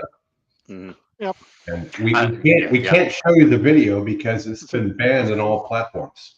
Right. So I'll give you an idea. That horse, this is a Wood Memorial Day, where it was the first leg of the pick 6. And I believe Jerry Bailey was 1 to 9. and everybody was singling this horse. It was and I hit the pick 5. I picked 5 out of 6, and most of the track did. So I'll give you an idea. 5 out of 6 was like $8 or something like that, because the whole world had it. And the horse that won was like a $38 horse. So 5 of 6 was 8, and 6 of 6 was like 14,500. So just one horse that lost at 1 and 9. If I threw in a couple of others, and it's like, so sometimes, and I've had this discussion with Scotty about pick 6 strategies. Like sometimes it's better to just single a longer shot. Then you can spread in these. You know what I mean. Many times I'll single an 8-1 or a 10-1 shot early in the card, and maybe the first leg, and then if you get through that, I've gone deep in other races. That's more of my speed. So All right, we have we're the heading out to San Santa Vicente Anita. coming up here. Pick Santa Anita, the San Vicente, a very short field here, but should be a somewhat entertaining race because you've got some pretty big runners here. So Oldie, take it away. I'm going to ask a question to David. Sure. And you as well. Is Romanesque here to block for Barnes to keep Mackenzie Street from getting a lead? Right? Baffert did that in the Breeders' Cup Juvenile, where he had getaway car, get to the lead, and just let Citizen Bull right in. Is that that might be the strategy here? Bullard needs them to hook up it, and the 3 of them to go fast, I think, to win here. But I've heard good things about Bullard. The horse is working well. Was on with Mike in his board. Mike McCarthy was on with with Howard's West Coast guys discussing that horse. But I thought Barnes was the fastest horse in the world from his first start. So is this a Barnes-Bullard matchup here, or? Yeah. I think Mackenzie Street might, at 7 furlongs maybe, but it just depends if, it's going to depend on the start, I think. Right. My friend's got Romanesque. And they're longer off the in Baffords. San Vicente. Yeah. It's a quick start for Mackenzie Street, who will go out for the early lead. Head and head with Barnes through the opening furlong. Romanesque third. Bullard broke beautifully, settles on the outside. I mean, when there are multiple Baffords there, you're supposed to bet the 4 lengths team. off the battle up So top that would be between Mackenzie Street and Barnes. They're head and head past the 5/8 pole. Romanesque is tugging his way in third. Then it's Bullard fourth, 3 off the pace. Another 2 back to Smooth Cruising, who's guided to the far outside. Less than a half mile to go, and it's Mackenzie Street. The pace is moderate. Both horses are 1-to-1, Oldie. Barnes, or is that even money? Second. Romanesque is very eager in third. It's still 1-to-1. Another neck back to Bullard. They never asked you now if you want outside of 1-to-1. him. Smooth Cruising 3 wide, coming to the quarter pole. Barnes makes his move, and there goes Barnes, opening up a length and a half quickly on Mackenzie Street in second. Bullard set and down. Here comes He's Bullard. under serious pressure as Barnes turns for home. Full of run in the San Vicente, opening up by 3. Romanesque rallying in between horses. Bullard on the outside, but it's a one-horse race coming to the 16th pole. Well, maybe he is the Barnes greatest horse of all I time. told you, he's the fastest horse in the world. Another San Vicente for Bob Baffert. This time it's Barnes, handwritten to a 6-length victory.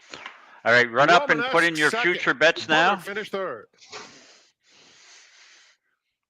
All right, we are going. We're taking a trip to Tampa. Okay. It's the last race of the day at Tampa. They have And they very rarely run these. Are you trying to torture David, though? They very rarely run these 5 furlong races at Tampa. Oh, thanks. I'm gonna pass, gentlemen. I'll watch and root everybody on. They don't run a lot of 5 furlong races on the turf at Tampa. They just don't. Yeah, I noticed that. Most of them are all routes. There are not a lot of sprints. This is one where I would, go away from the favorite. I'd throw the 2, the 3, and the 10 out. And if you want an entertainment play, pick one of those other ones and see if you can, make a case for one of them. and, make a few bucks, whether it's a $5 bet or a $10 bet, something simple. Don't get too crazy.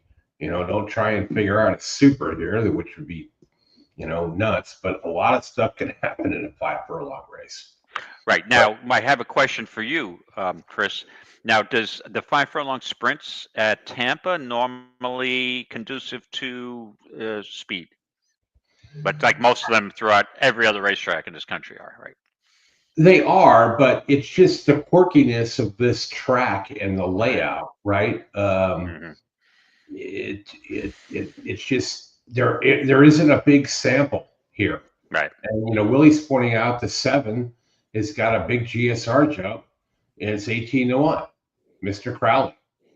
Needs if you're to Aussie, 100. Looks like fan, 100% needs the lead though. If you're an Aussie fan, then I was gonna say, Mr. Crowley, Ozzy Osbourne. There you go. If you're an Aussie fan, $10 isn't going to be the end of your world, and it's 18-1, right? $5. Don't get caught up with like, oh, I'm going to use this one and 3 others in an exacta because I want to make sure I cash a ticket. Just take it.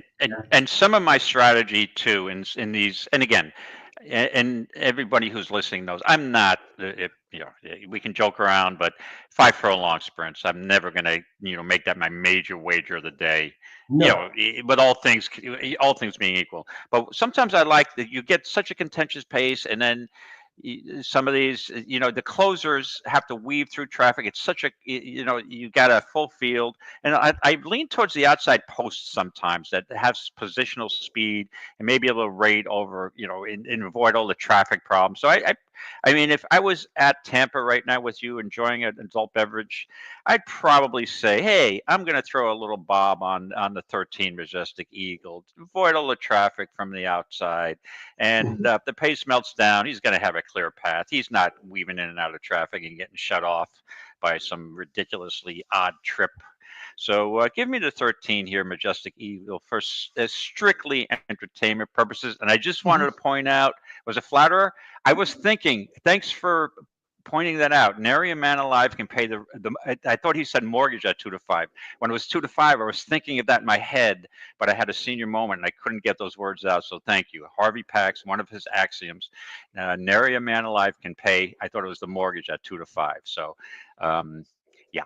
Well, now look at the layout here too, right? If you've got your video up, I know we can't show this obviously, but you can kind of see here what the 5 furlong layout is. Only if you'll move your tab there that's dropping down, right? It shows what it is there, but that's not really what it is. Right. I will say it does appear like there's a lot of pace here. The 13 is the only closer in the field. I don't hate Lucci. If I had to use a horse here, or Bohemian Moon, but this would be a straight pass for me. Most likely for me, but since we're on with the show, I just made an entertainment play on the Majestic Eagle, and me being a New York Giants fan, anything associated with Eagle, I try to avoid. So if I'm playing Majestic Eagle, that's hard for me to do. Yeah. Well, I think I think another possible entertainment play, even though it seems like there's too much speed, is Philo Bedell, who is 3 or 4 at the distance, and most of the rest of these have struggled at 5 furlongs. Well, this is a different 5 furlong layout. Well, Philo has several wins. It has 3 wins at 5 furlongs this year at Canterbury, and has some tactical speed. And seems not well behaved right now. This is as I watch the track view. This is not a trip where tactical speed is important. But 11-1 is an entertainment play. Absolutely. All right, here we go. Last at Tampa. turf course. Okay, and great good luck, conditions. everybody. I have absolutely no confidence in the horse I played, but it's called entertainment. Well, you'll see it's straight. There's no turn here. Well, Yeah, I'm taking a look. Let's see how far I'm behind you guys at Tampa. Probably the same amount of time. No, they're loading in for the first race. My video's so far behind. Well, Yeah, Philo still haven't. and the favorite are battling on the front end right now. Or was the favorite. I don't know if it went off as the Through the back of the arm, Mr. Crowley and Majestic Eagle. They bank into that far turn. Final of it, Jatara. They 1-2, 20, 1-1. As soon as we know opening fraction here. Oh, perfect for Majestic Eagle. Bahamian Moon trying to get off the fence and work over for third. As Jataro springs into the top of the stretch. Jataro's the leader by a length and a half. Bahamian Moon switches to the outside. Trying to rally up Midnight Musket is putting a good bid at the green cap and trying to split runners in tight spot. Midnight Musket going to go to the inside. Jataro's still an arrow leader. Midnight Musket surging through down on the fence. Midnight Musket. 5. Bahamian Moon, Midnight Musket. Second, we're into it here. Big price 34 to 1. Oh, that's an entertainment wager. Well, I used the wrong entertainment wager because usually these races I'm looking for a big long shot. I didn't go deep. I didn't go high enough. We got the Mucho. Yeah. Well, Yeah. that should trigger Wow. that'll trigger a pick 5 carryover to tomorrow. Mm-hmm. Pick 5 paying $5.56 for $2, 21,000 for 50 cents. Also likely a pick 6 carryover as well. All right, out to Fairground Oldie. And then we're going to go quickly to the Mucho Macho Man. Mucho Macho Man, because I wanted to get all these thoughts on that race. It's obviously a prep, 3-year-old prep, right? Hold on a second. It is. The prep for the Pegasus, no? No, it's This is for older. the this is the 3-year-olds. a Derby prep. I don't believe it's points bearing. Right.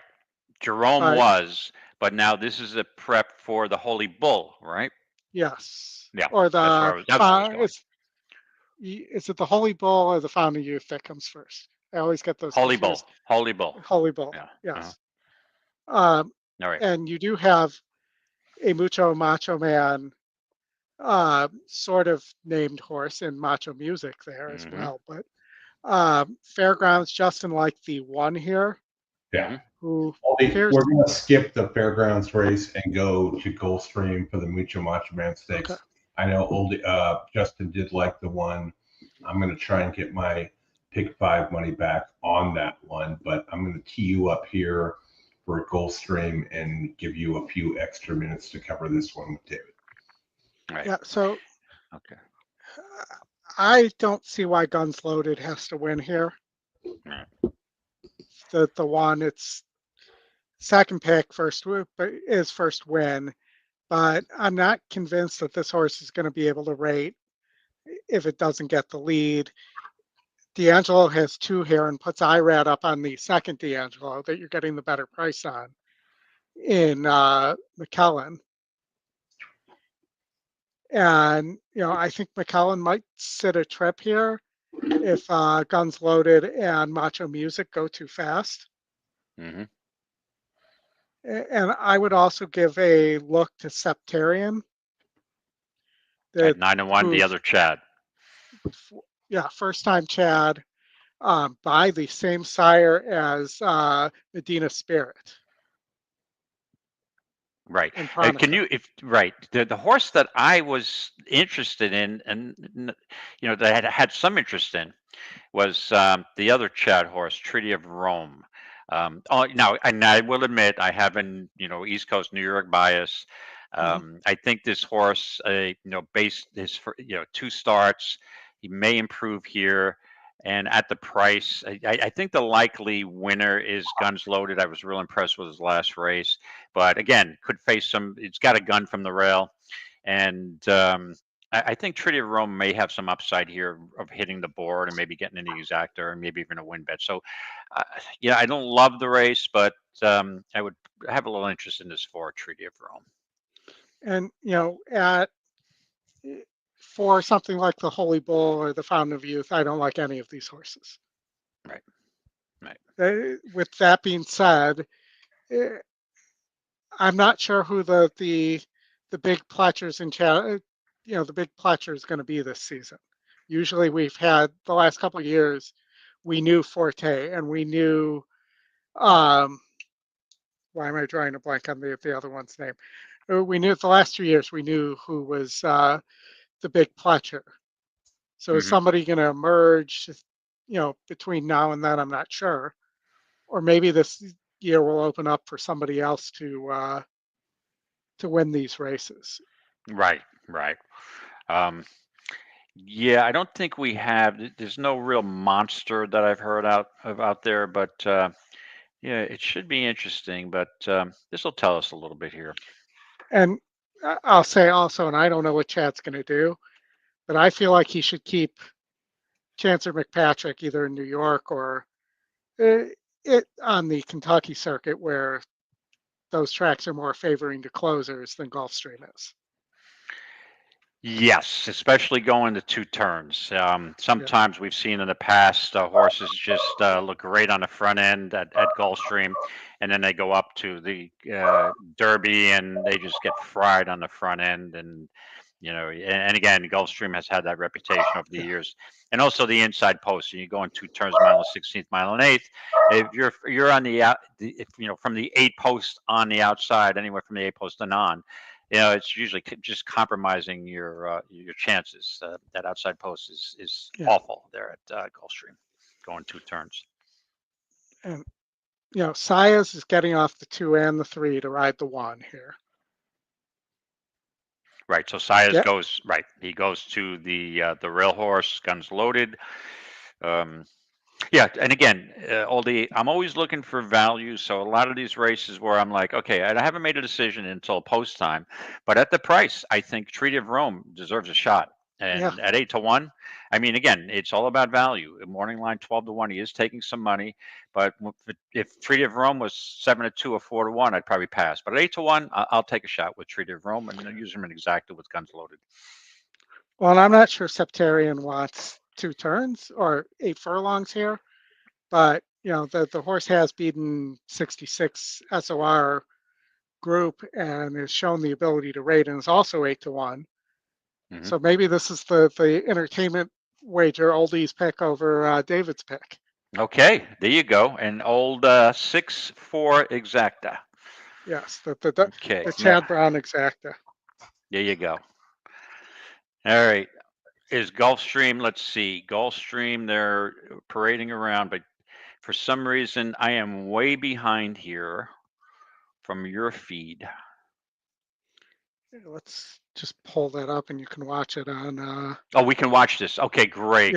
Thank you. This knowing the results of the race before you see them charging down the stretch is sometimes interesting. And even 9-1 on Treaty of Rome. Well, boom for me at Fairgrounds. Just as one horse got it done. Nice. I got nice. I got to take the exit ramp on the freeway out of my defunct $1.50 pick 5, and I am now whole. Very good. Good job. Way to go, Chris. 2-1 shots. The favorite was 8-5 and the 4. It came down to the 1 and the 2 at the end. So, Scott Free mentions that Cox has a lot of good 3-year-olds, but most of them I feel like are fillies. He might have all the fillies. He potentially could have 5 starters in the Oaks, I think. Well, Oldie, having all the fillies is called having a harem. Good one. Horses are at the gate. It's now post time. I am told there's some super filly that Baffert has that they only work with the Colts, but All right, we're out to race favorite Guns Loaded. Santa Oaklawn. Anita after winner, this. gun runner. No, we're skipping the Oaklawn race because it's going to run over the top, Macho Music which and I McKellen. had Treaty previously of Rome. predicted. That's another fascinating thing about horse racing. Yes. Tracks running Fascinating. over each other. Man. I don't understand why they do that, but The last two out of line.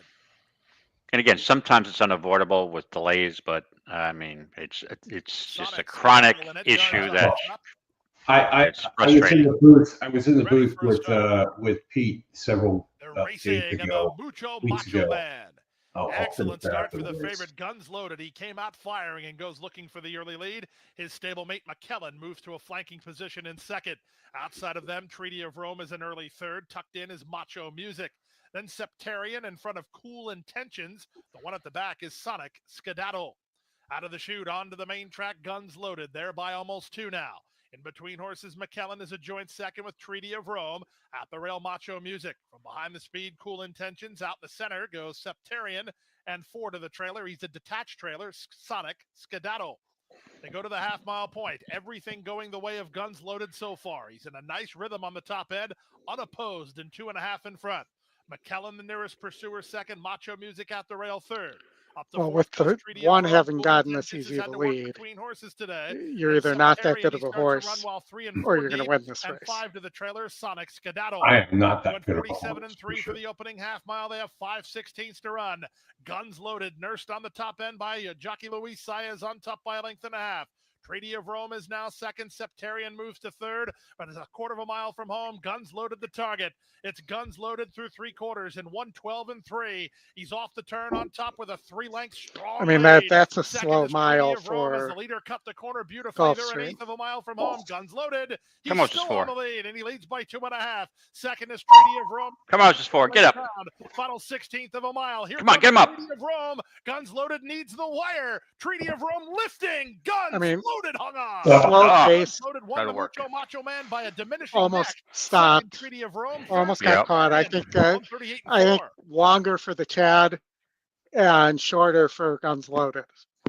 Okay, so 1-4 had that exact. What that exact? You have the will pays there, or the probables? Probables, Exactly let's coming see. back for $1. Gulfstream 1-4. Your exacta is paying 22 to 1. I will take that and run like a thief. I'd prefer the 4 over the 1, obviously, but I'll come around to say a mini boom, half a boom for me. David, you haven't been on with us, but here you go, buddy.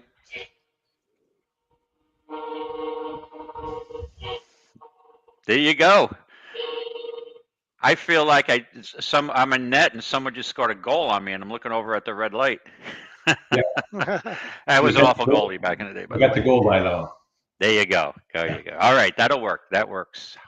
All right. But yeah, that horse was right now stretching out to 2 turns. This horse had the rail, had the lead, and looked like it was gone coming down the stretch, and was tired, getting real late there, and was lucky not to get caught by the Chad horse. And again, we had 2 Chads, right? And who ran better? The much longer price. I think they actually went off at the same price.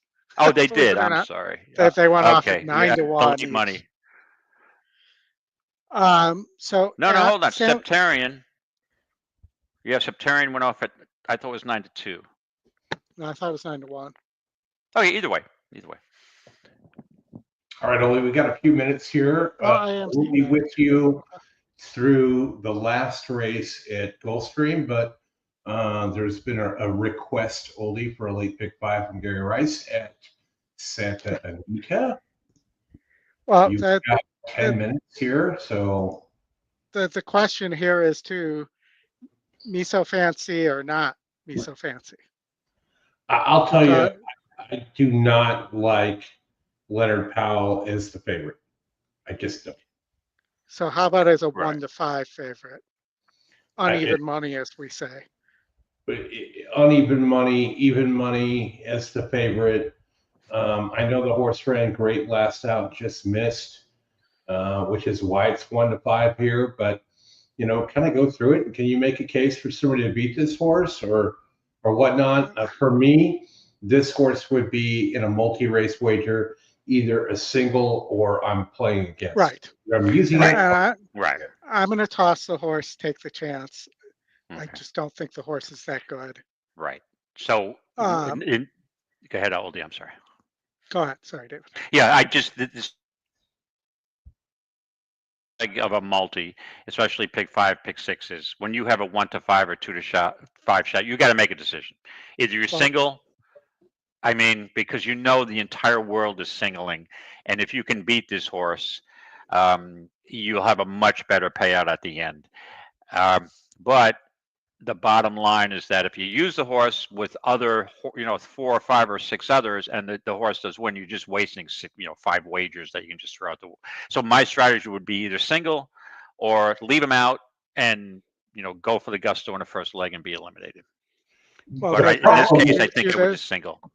The brings you to the problem next I see question, with because you this- have another 3 to 5. You have a 3 to 5 morning line horse in the sequence. So Yeah, either and you the use next single race- both. Yeah, the next race we got Eagles Flight, who's even money on the morning line. I wasn't Right. even talking about Eagles Flight. There, I like Miramati here. Oh, okay. I thought Eagles Flight was a lock, but again, so my thing would be Eagles Flight would be my single, and then I would probably go deeper in the first. And I have to tell you, if this first leg, the favorite wins the first leg, and Eagles Flight or Miramati win, you may have a very, very light pick 5 here. It's Yeah, probably well- not. Yeah. For sure. Pleasant but is 3 to you're- 5 on the morning line, so you your- got to your beat ticket that up horse. there, the ticket you're showing uses both of those short price Okay, horses. but I'm not. I'm setting the ticket right now, so just give it a Okay. minute. Yeah. Okay. I'm going to check out your ticket. So my first impression is I will go along with your ticket, but I opt not to play a ticket because to me there's too many chalks here. There's too many horses that are so low and prohibitive favorites that if they all score, it wasn't worth my investment. So in cases like this, I probably personally, as a horse player, avoid wagers like this when there's so many low morning line horses here. Mhm. It has a chance to just chalk out, and it's not. For me, it doesn't look like a good wagering opportunity. And if you love the chalk, the 3 chalks here, well, then use the 3 chalks. Higher, and higher denomination. Yep. Mhm. Yeah. And kind of go from there. You go Eagles Flight, you go Pleasant. Those are okay, the 3 chalks, and you've got 2 other kind of wide legs there where you could get some crazy stuff. Just as an example, if you did that at 50 cents, it would cost you $72, which is way too much. But, back to your point, David, this is probably one to avoid unless you have opinions in leg 3 and leg 5. Because you Or could unless your opinion happens to be a bomb in Right. leg 1 and leg 1, leg 3, and leg 5. Right. If you're My gonna problem not- is. My problem is in race 10, I like the 5. It was only 7 to 2 morning, and I think that's the favorite, right? So, second choice. Blacker's got the horse on the outside, the 11. So, and then Pleasant, I don't think can be beat. And if you go back, I like Refocus a bit, Doug O'Neill's horse. So that looks like the race you're going to get a price. But, and again, if those prohibitive favorites come in early, people are going to go, use the 1, 4, 5, 6. They're going to go deep there and hit that unless you get a just huge long shot. So the 8th race is the race to make make your ticket. If you can, extract some kind of long shot from there. That looks like obviously the most wide open race of the So, season. David, in the last race, you like Call Me Harry. Yes. Okay, so if I go chalk in leg 1, Eagles Flight, chalk in leg 2. If I go all in leg 3, I go Pleasant in leg 4, and I go your horse, Call Me Harry, at 50 cents. How much does that cost? I'll tell you, $6. There you go. How can you go wrong for $6? And Yeah. hopefully you get a long shot. You get a 30 to 1 shot in the race you went all in, and you'll make a nice profit. You can't, right? I mean, you're not going to get hurt on a ticket like that. No, So my point is, I wouldn't invest a lot of capital into a a sequence where there were so many morning line prohibitive favors because it could just blow up in your face.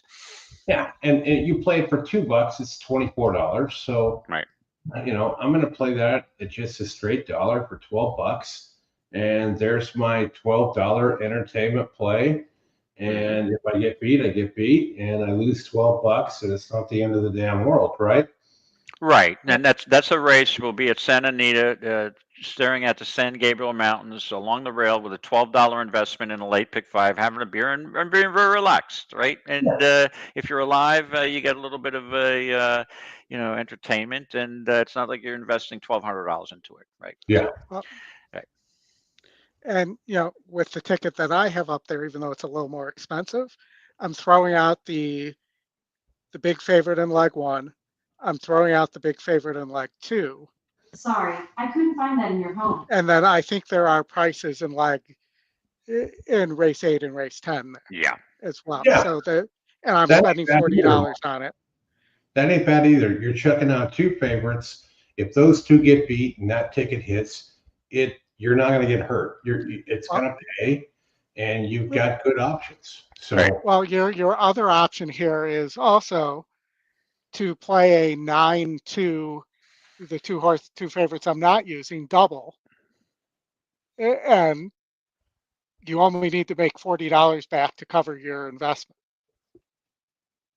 Right. So that's another way you could play this, and you could play. Obviously, you could play the double bigger than that, but it's a way to cover your investment and ensure that you don't that you're not losing money in that case. Yeah. Correct. Well, just so you know, the double that Matt Miller double there, the 9 to the 2 is paying. We'll see if we can pull up the probables. 4-1. 4-1. Yeah, it'll probably be like 3-1 by the time they go off. So okay.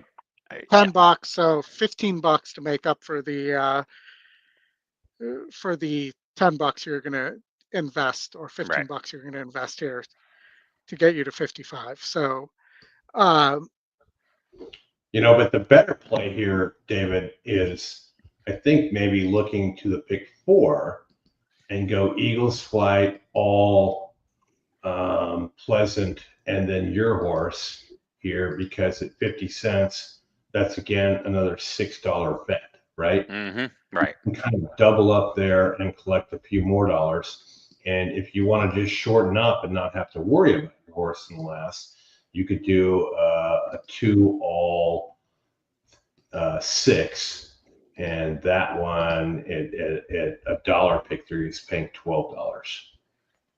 And if you and if you really wanted to shorten up there, I would get rid of the 1, the 13, the 6, and the 4, and that takes you down to $8, where you're basically dropping. Actually, I would keep the 4. I'll scratch the 2, just so you know, in leg 1.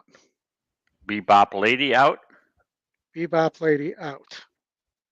If you plus the top 4 morning line choices in a late pick 3, or a pick 3 starting in the next race, that drops you down to $8, right? Because if you drop the top 4 choices and you get any of the 5 and below, you'll, with the 2 big favorites, you'll still get paid there. Right. Yeah, I see that Bebop Lady late scratch. Okay. All right, so you have our pick 5 tickets in, right? Yep. All right, so I'm just looking at Gulfstream race 11. 5.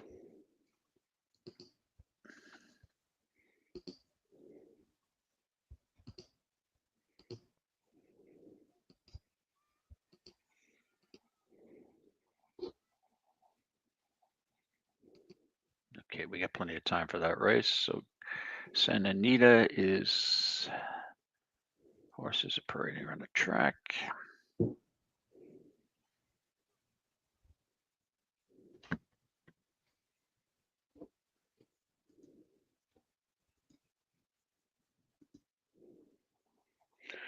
That's what was missing.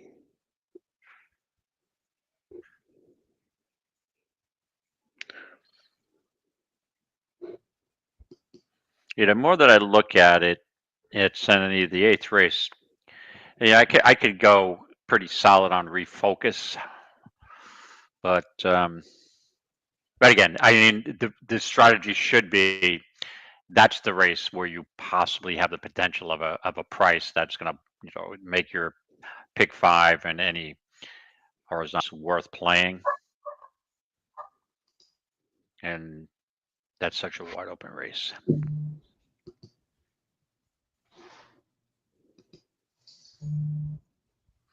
Oldie, I've got a question for you.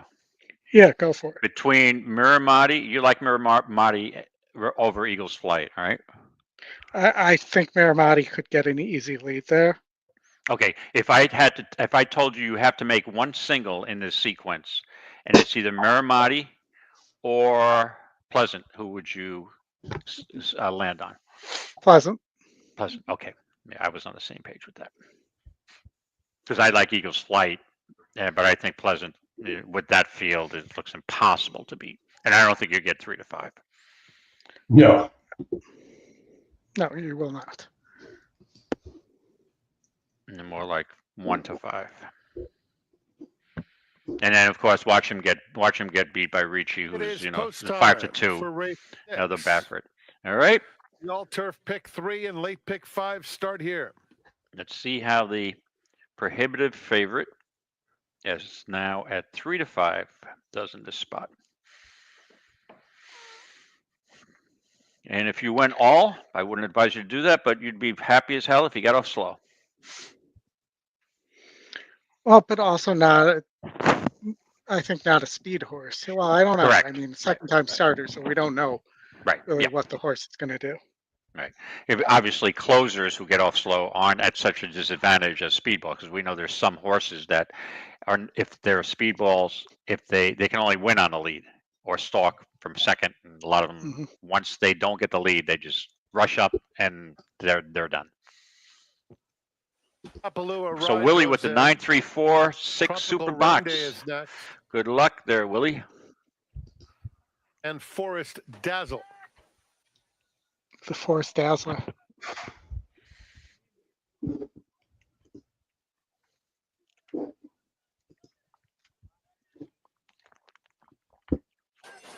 And they're off. Miso Fancy broke very nicely and will battle for the early lead, but there are several of them, including Tropical Rain Day and Nepal, who go on with it. Just behind them comes Go Cameo in 4th, and now Maria Tall Chief moves through smoothly at the rail, a length and a half in front of Kapalua Ride. Maria Tall Chief having to slam on the brakes momentarily. Orange Thunder is racing in mid-pack, 6 or 7 lengths off the lead as they move into the far turn. Forest Dazzle is next, racing 3/4 of a length in front of Tapatia Leah on the outside of Butterfly Beach. Took up around the far turn. And it's Nepal, Tropical Rain Day, Go Cameo just outside of them in 3rd. Maria Tall Chief is 4th along the inside, 4 lengths off the lead. Miso Fancy will swing to the far outside in the pink. Miso Fancy's got a lot of work to do. Her. There's an 1/8 of a mile to go. And Nepal goes on, has a 2-length lead. Maria Tall Chief trying to get out with those big strides. Yeah. And now here's Miso Fancy. And Miso Fancy just blows by them all. Miso Fancy accelerates to score by 3. It's funny having to hear him say that, though. Orange Thunder came finishing strong. I mean, he's trying to put some drama into it, right? Where, once that horse, got great turn for home, case for us. So, yeah. All right. Let me see where we're at with Fairgrounds. Do they go off? No, we got one more oldie to cover at Fairgrounds, race number 8. Yep. Fairgrounds race 8, another 5 furlong dash. Yeah, David's favorite thing in the world. Win Did I- percentage and can you algorithms still see don't me? agree with each other here. Okay, yes, you can. Yes. Okay, I know. Uh, Does Justin particularly like anybody? And do you like anybody here, Oldie? I didn't look at this race. I'm looking now and seeing no notes I'm from gonna take a Justin. look. Here we go. Here's a note. On the 6, who is the E second pick. Convincing victories, 2 back. Mm-hmm. At 5, second time with Amos here. You know, the second off the layoff, second time with horse, almost 30%. Broke slow last time. This horse probably has a big look here. I agree with Justin. Okay, and then you've got the Brad Cox prohibitive favorite here at 6-5. Looks based on what I'm looking at, looks real difficult to beat. This could be again another 5 furlong sprint. So yeah, we take a look I at mean, the 3. The 3. Yeah, I mean, for Joe Sharp, numero 6. Looks like Off it's a worth a lot layoff, of yeah. money. Yeah, the layoff, when I first glanced at this race, the layoff is what concerned me most. Just while you're pulling up, because I don't have my second monitor here, what is Joe Sharp off a layoff? He is 12%, so not terrible. Yeah, not awful, not awful. I like that around the 20 to 25% numbers, but yeah, I mean, it wouldn't be impossible here, but again, this is a race I'll watch and root you guys on, whoever's got some financial interest here. I mean, on the Cox horse, the question is, for me, is going to be, is there enough pace, and can they negotiate the trip here? Right, because his pace number is, yeah, he needs a pace up front. And that's the problem with sometimes these 5 furlong races. One of the speeds doesn't break well. Another speed gets out to a lead, gets brave, and wires the field. And your prohibitive favorite comes closing, but doesn't get there. So I've seen that happen a million times. Just a little bit of a hesitation at the start. Doesn't have to be a total elimination at the start, and race over. I mean, so that's why a lot of these 5 furlong sprints, unless I have an angle and I'm a trip. If I'm going to wager on 5 furlong races, I like to watch replays and see a horse that had a bad trip before, and I'll make a trip wager that this horse got shut off twice at 5 furlong sprints. And usually the horse that I play that gets shut off twice, when I play him, he gets shut off 3 times. I'm like, this horse just gets into trouble all the time. But yeah, but if it gets enough of a pace, this Brad Cox horse looks really tough here.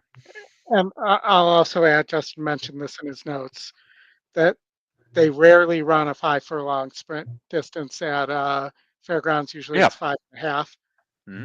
And 5.5 usually plays better for closers as well. So, tread cautiously was his remark there on this horse. Right. Now, has the 8 ever won at 5? No, 5.5. And that's its only win. Right. And it did show speed though on the dirt on what I'm assuming is an off the turf race. Second time out. So maybe they're just not using the speed. I don't know. But maybe there's some tactical speed we can't see there. Mm-hmm. But we'll see that they're going to the gate right now, so we should see in a minute. I'm going to go with I'm going to go with the 6 here. I'm going to 2 for 2 at the distance. Should sit right behind that speed of numero 6 and classic performer. Okay, I'm going to go with the 3. Despite the layoff, I do have concerns. I probably for an entertainment wager, I'd probably want the 3 next time out with a race under the belt. But at 10 to, and again, it's all about value. We're looking at a morning line of 6-1, and you're getting now 9-1. So I can't go wrong at 9-1. And the 4 classic performer seems to really like finishing second with Get Rich with Mitch aboard. So that might be a horse to place in your second position in your entertainment tries and exactas. Correct. and supers. Okay.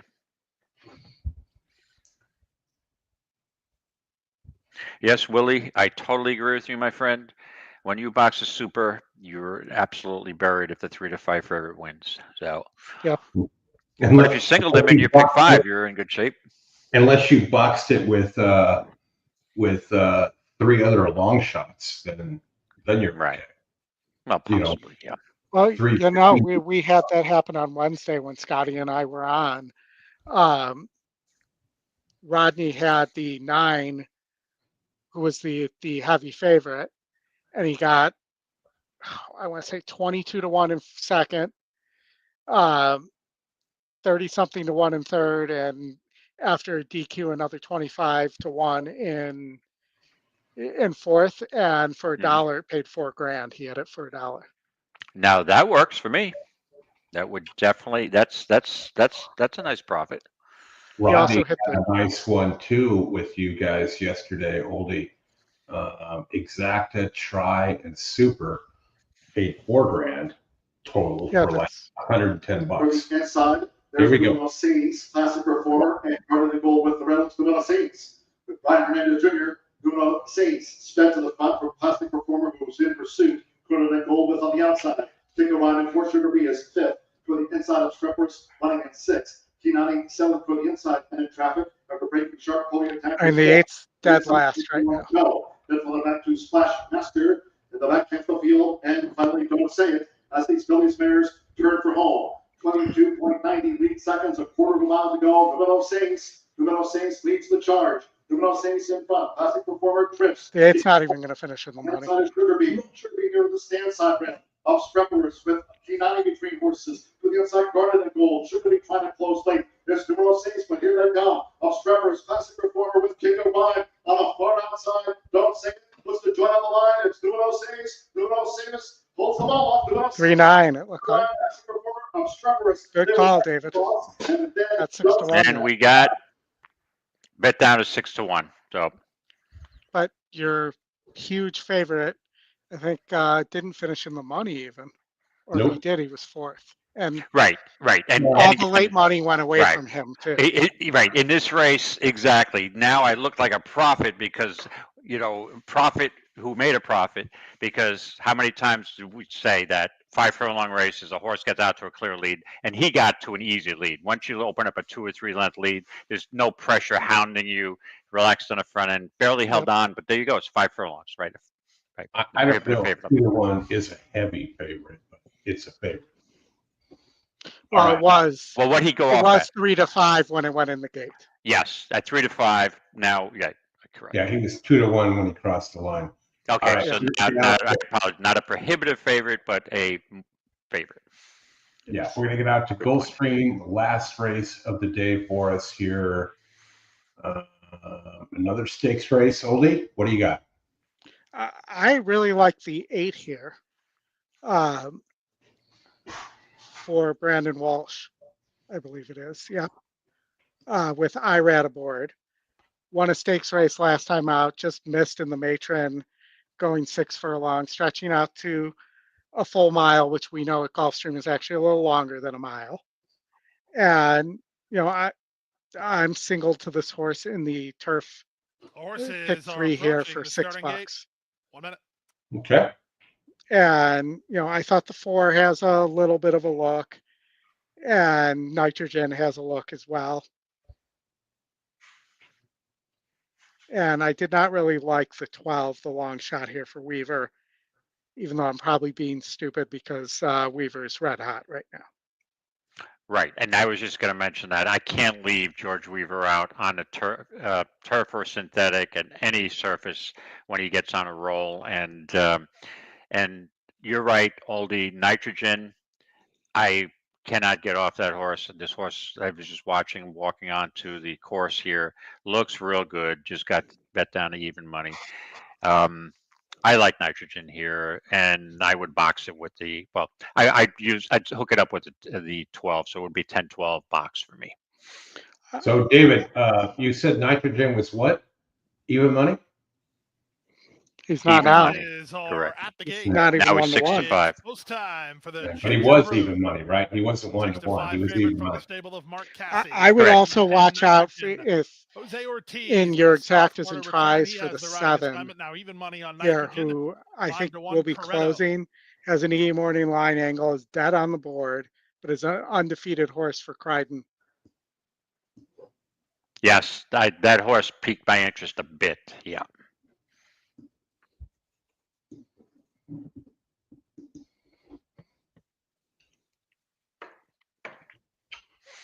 All right, good luck, I think- everybody. This will be our last Good luck, race. everybody. Are Yep. getting ready We'll be now. back. And David, I think the pace number is low on nitrogen here because of the bad break in the last Special race. aviator We're back with you for Good the weekend point. preview show on Thursday. On the Run the outside. NHC on Friday. Good David, long you'll be cry. back for the NHC show on Friday? I'm sorry? Post. You'll be back Oh, for yeah, the I NHC? will be. Yep, I will definitely be back for the show on Friday. And Road to the NHC.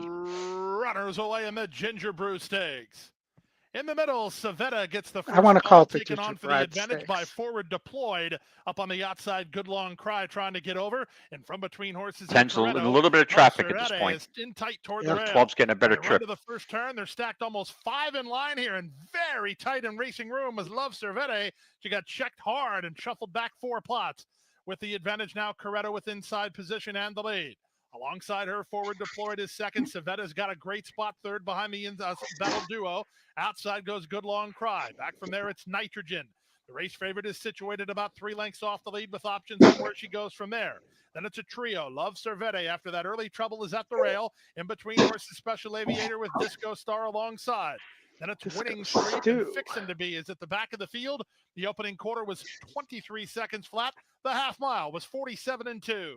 Less than half a mile to go in the Ginger Brew, and the leader is still Corretto by a head. Up on the outside, forward deployed second, 3 wide. Good Long Cry is now third. Savetta patiently handled fourth at the inside. From fifth, an angle Ken's off got number nothing. with Nitrogen down at the Neither rail. does Love 12. Cervete. She tries to right herself after that early trouble. Underway from the back, Winning Street. She swings widest of all as they straighten for the drive. 3 quarters, 111 and 3. They're in the lane. The leader is Corretto. Love Cervete dives toward the rail. Here comes Cervete's on the Nitrogen, too outside, late. farther out in Winning Street. They come past the 16th pole. Love Cervete at the rail. No, maybe Cervete's not. on the outside. Look at this move. Nitrogen between. Here's the Whoa. Nitrogen. Wow. Talk about Wow. saving the day as the favorite. Whoa. She ran That down like horse a looked ton of horses to hopelessly win it beaten as the public a pick. quarter of the way down the 4 stretch. and 2.